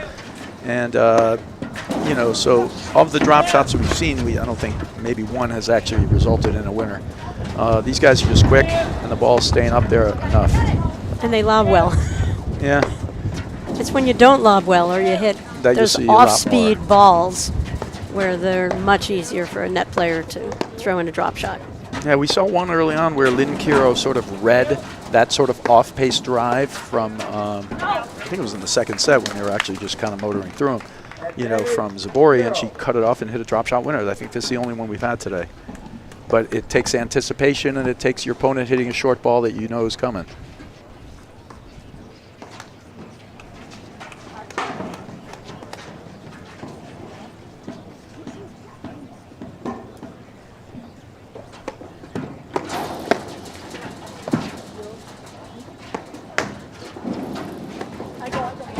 Dangerous. Zubori just juice that off that second panel on the back screen. Just way too easy a shot for Kiro. Yeah, and then they had confusion on their transition game there because Hanisch was going back to get it, but she got in the way of Zubori looking to hit the transition forehand. So we'll see this here quickly on the replay. This is way too hard. It's flying off the middle. Bang. And now she's going in, but oop, she's in the way. She's not going to make that shot. Right, and I think when that ball went in and you saw Kiro lining up that forehand off the back screen, I would have loved for a Hanisch to have just held her position a little bit to her right, you know, and take a backhand volley, have nothing to her right. She lets the ball go through the middle. Easy ball for Zubori to go play. Yeah, it's a great point, Patty. You know, that's one of your options when you're a net player there. If you know the big drive is coming, take everything out of play except for one backhand volley. Put yourself in a position where if they hit it there, you can make it, and then your partner can transition back. It gives you a good set of options there.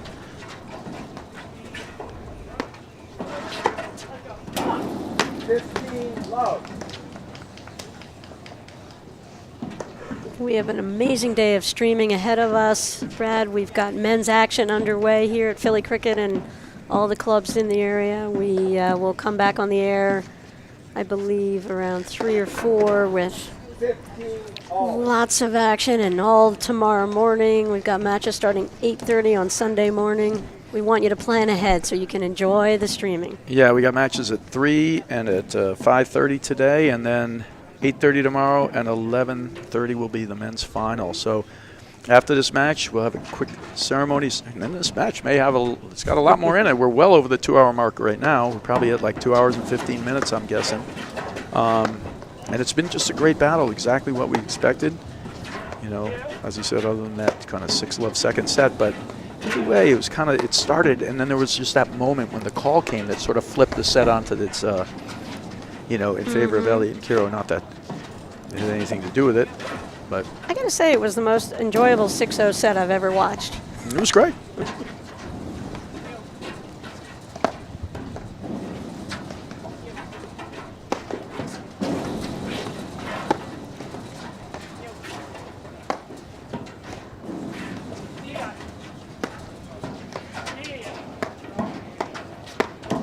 Oof. Good anticipation that she was going to spike that from Elliott.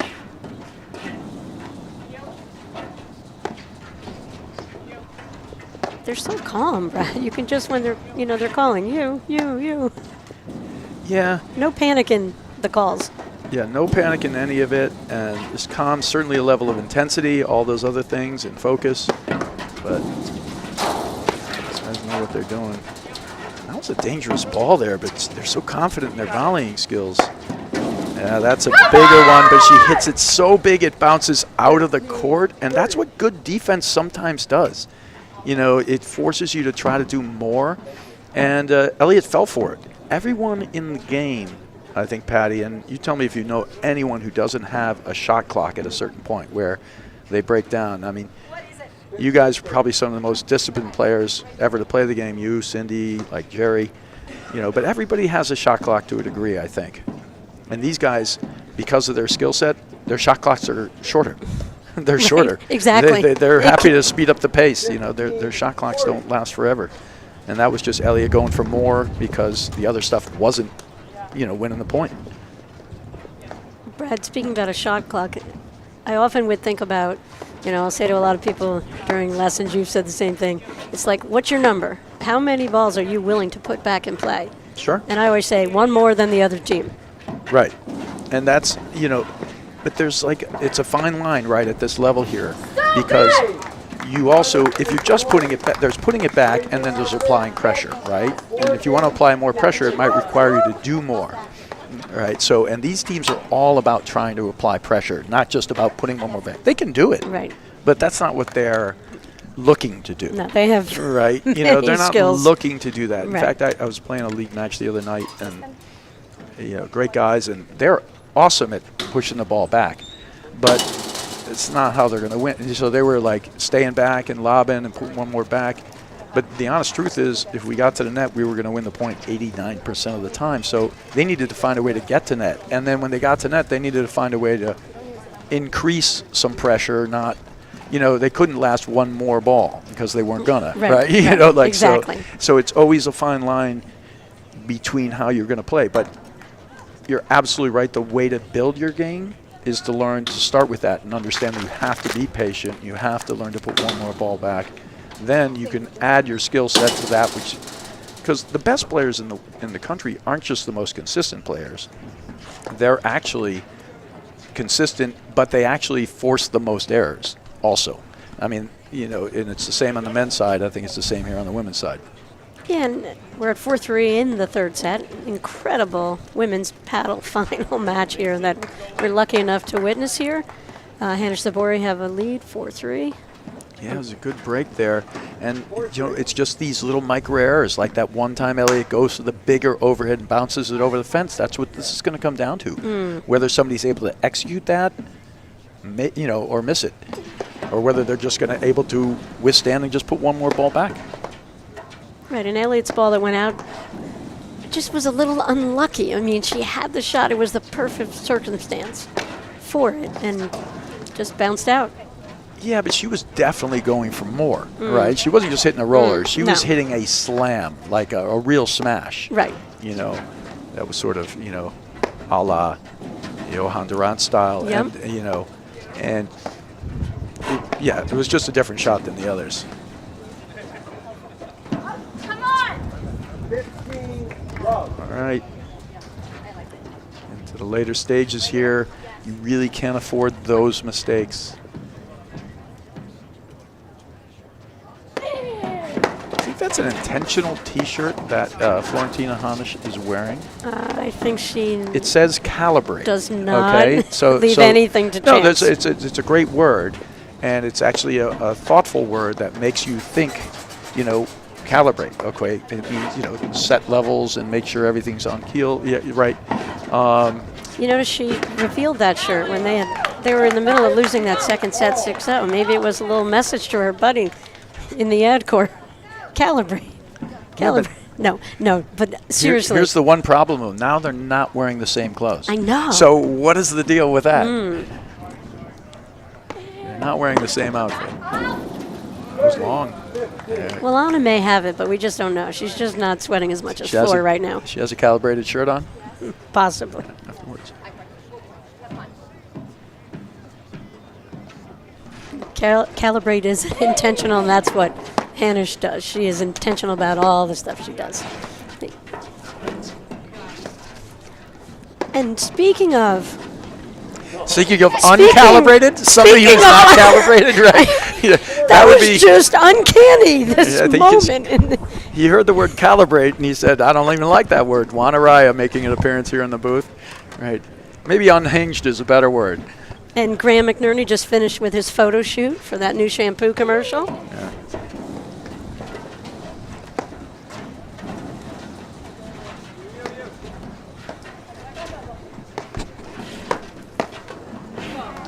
Great shot, gets her off the net, classic maneuver, and then sticks the volley at her. Tough to always make those volleys from the service line area.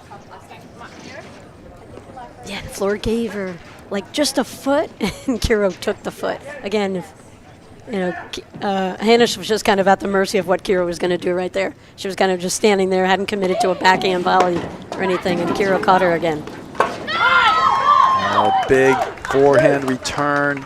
You know, this match, when it's all said and done, whoever comes out on top, you're gonna look back at it and just go, there were 3 or 4 moments that we just needed to execute this or that. You know, a couple of huge moments before where Kiro had a couple looks at return, but Hanisch hit some great serves early on in this set. There she comes up with a huge return on a game point.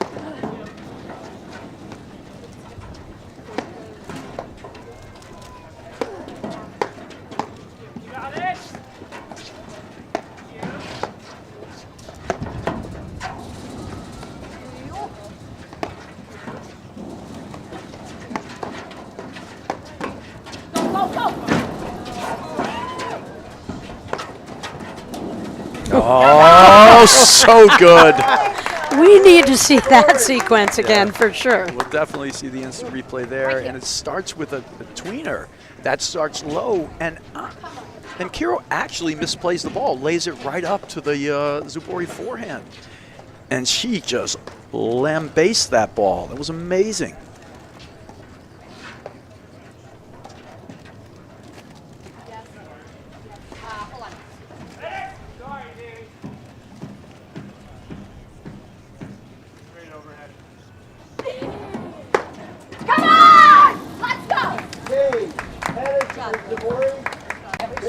All right, here we get a quick instant replay of a huge point here. The point of the match, possibly. Well, she sticks it right through, tweener, and then she lays it up. And look at this. Boom. Just a laser beam.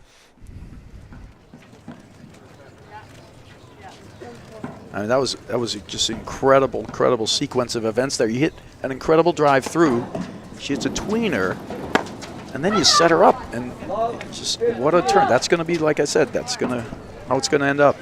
Whoever can just come up with these quick moments.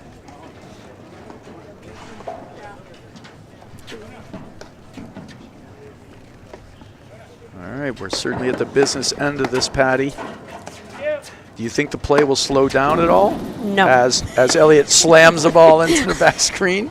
I don't think so. Right. Like, you know, where somebody's like, okay, big points here. No big mistakes. They're coming out charging, Brad.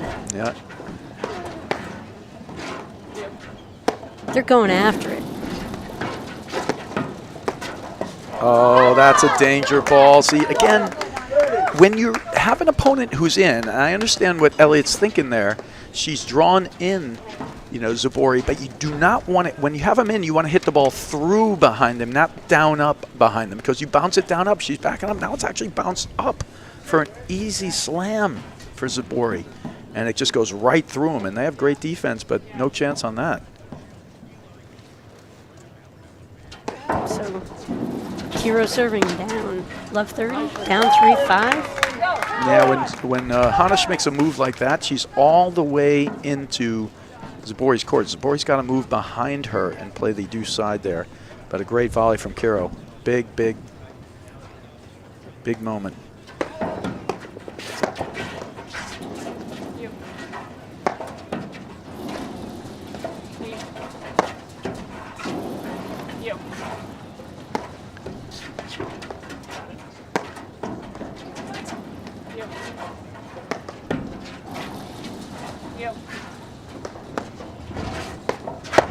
Brad, I don't want this to end. Well, Here we are, double match point for Hanisch and Zubori.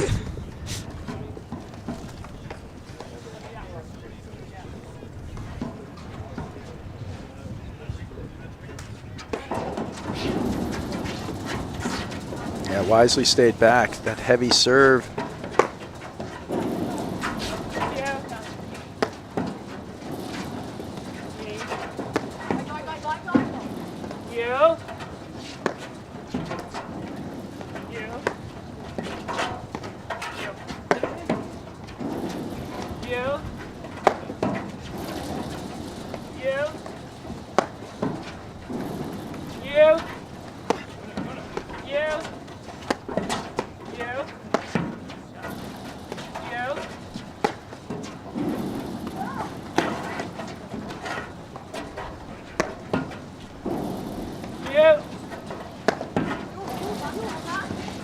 Good, great coverage there from Hanisch, playing behind.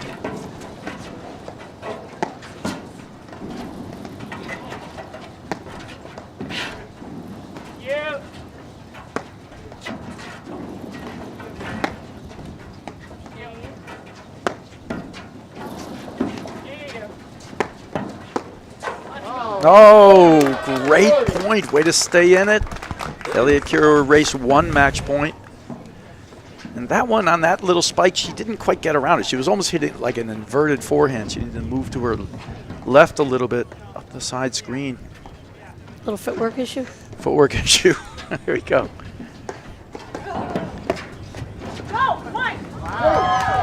Wow, a huge challenging serve and a huge moment from Lynn Kiro. Gets the error.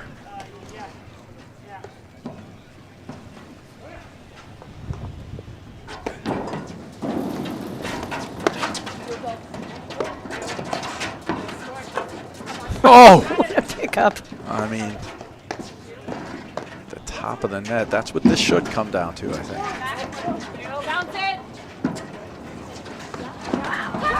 Oh, two lobs right on the line. I think she's thinking she should have called it out. Yeah, I couldn't tell. I thought it was going long. It would look really close. If you'd called it out, I wouldn't have batted an eye. I would have waited for the umpire to say. But now we have match point number 3 for Hanisch Zubori. Goes for the cut return. It's the return she's felt most comfortable with. Wow, that ball's right on the line. I was a little nervous for that one.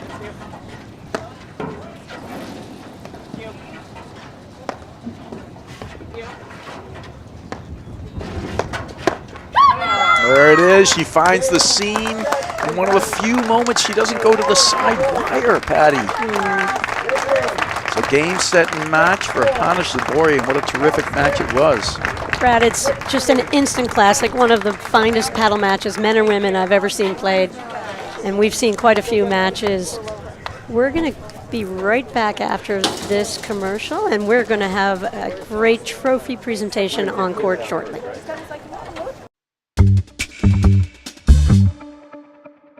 So what really interested me about the trainer was the endless opportunities with it. I've gone through a couple ball machines in my career before, and this really was a technologically advanced machine that I've never seen before. Digging into it a little more in depth, I really found the opportunities to use it in my advantage. All right, ladies, just 1 minute, we'll get started. Always trying to recreate these tennis ball machines into paddle ball machines to practice, and this was the first thing on the market that really came out. We have a robust membership here, very active in the paddle community, and I think the volley is going to kind of put us over top as a program. All right, ladies, welcome. All right, today we're going to go over our side back screens. So we've got the volley trainer out here with us today. We'll have 2 on this side hitting. So the cool part about the volley is during lessons when I'm able to use it is I really get a more in-depth connection with my clients.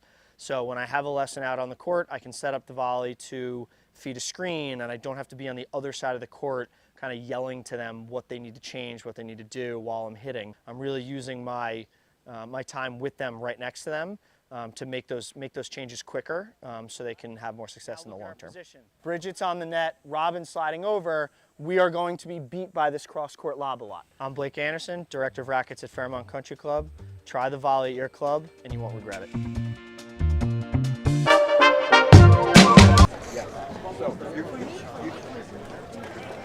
And we are back from Philly Cricket Club, the APTA Tour Grand Prix, our second stop on the Grand Prix Tour. Patty Hogan with Brad Easterbrook, and all of you at home, what a treat. Just one of the most fabulous displays of talent, and we're getting ready for a trophy presentation here. Come here. Tournament Director I don't know. Bruce Redpath.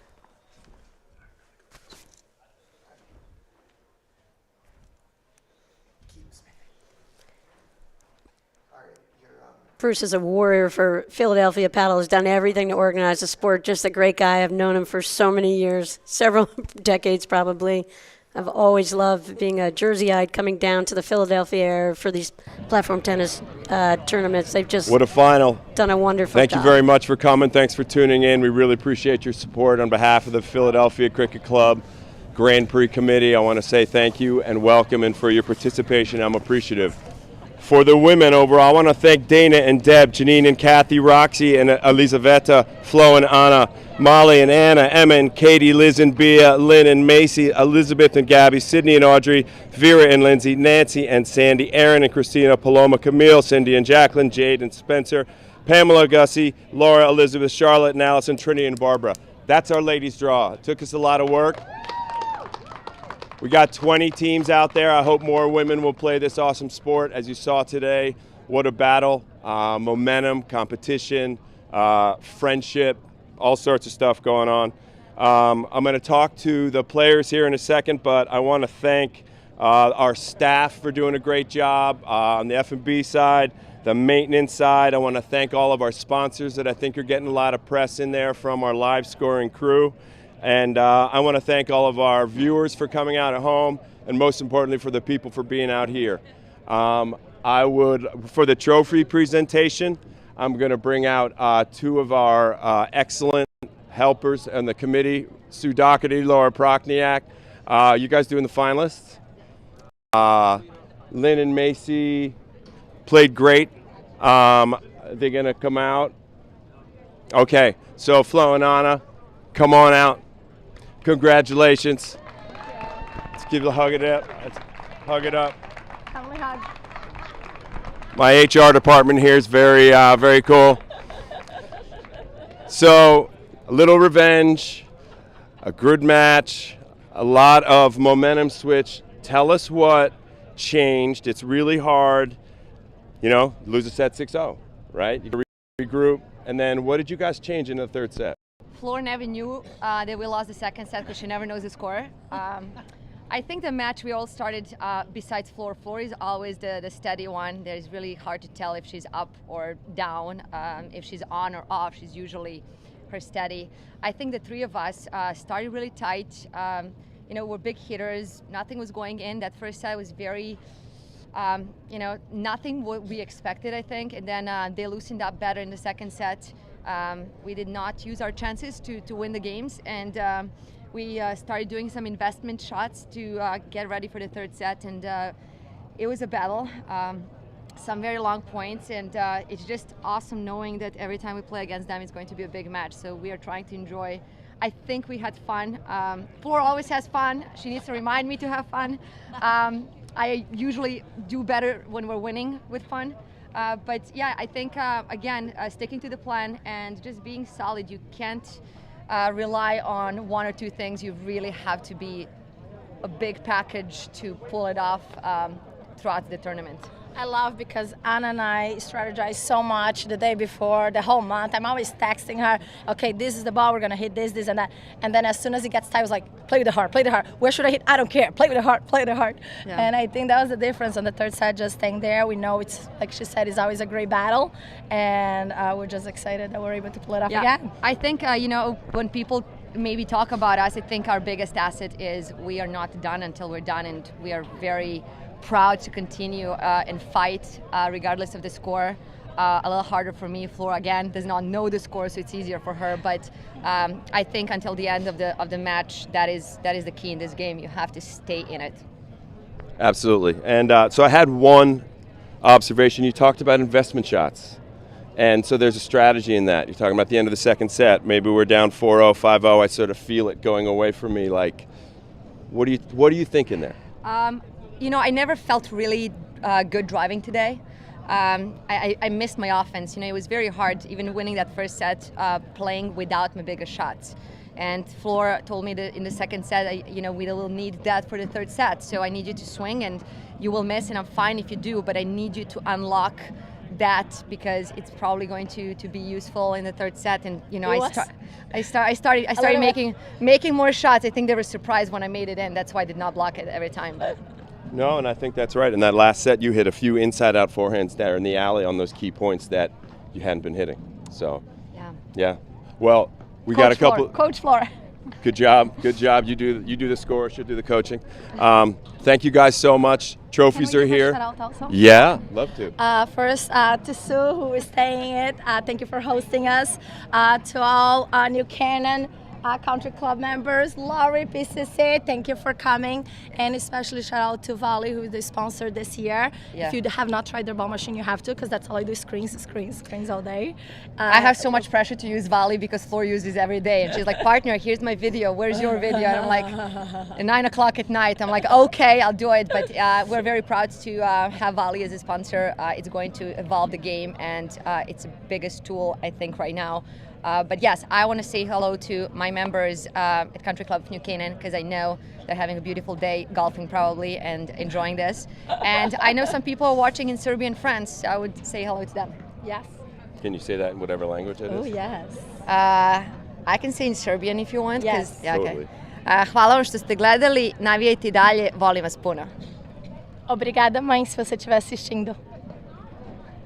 I don't know what else to say there. We're going to give we'll bring the trophies out. I'd also like to thank the APTA. You guys bring the trophies out. We'll get a picture. I'd like to thank the APTA for allowing us to do this. I'd like to give a special shout out to my former partner and great friend, Tim McAvoy, in the chair today. Thank you so much. And Can I say something? yeah. I also want to say hello to Tim, because we do tend to fight on the court. I believe that's why he's so up, so we cannot get in closer argument. But off the court, we're really close. Thank you, Anne, Jackie, everyone from APTA. You're here 15 hours, 16 hours a day. We really appreciate all you do, and thanks for growing the sport. Trophies up.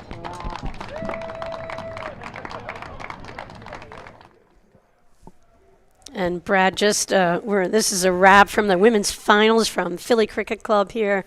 Just one of the matches, just phenomenal display of, the top players in our sport. So happy to be calling that match with you and getting a great seat.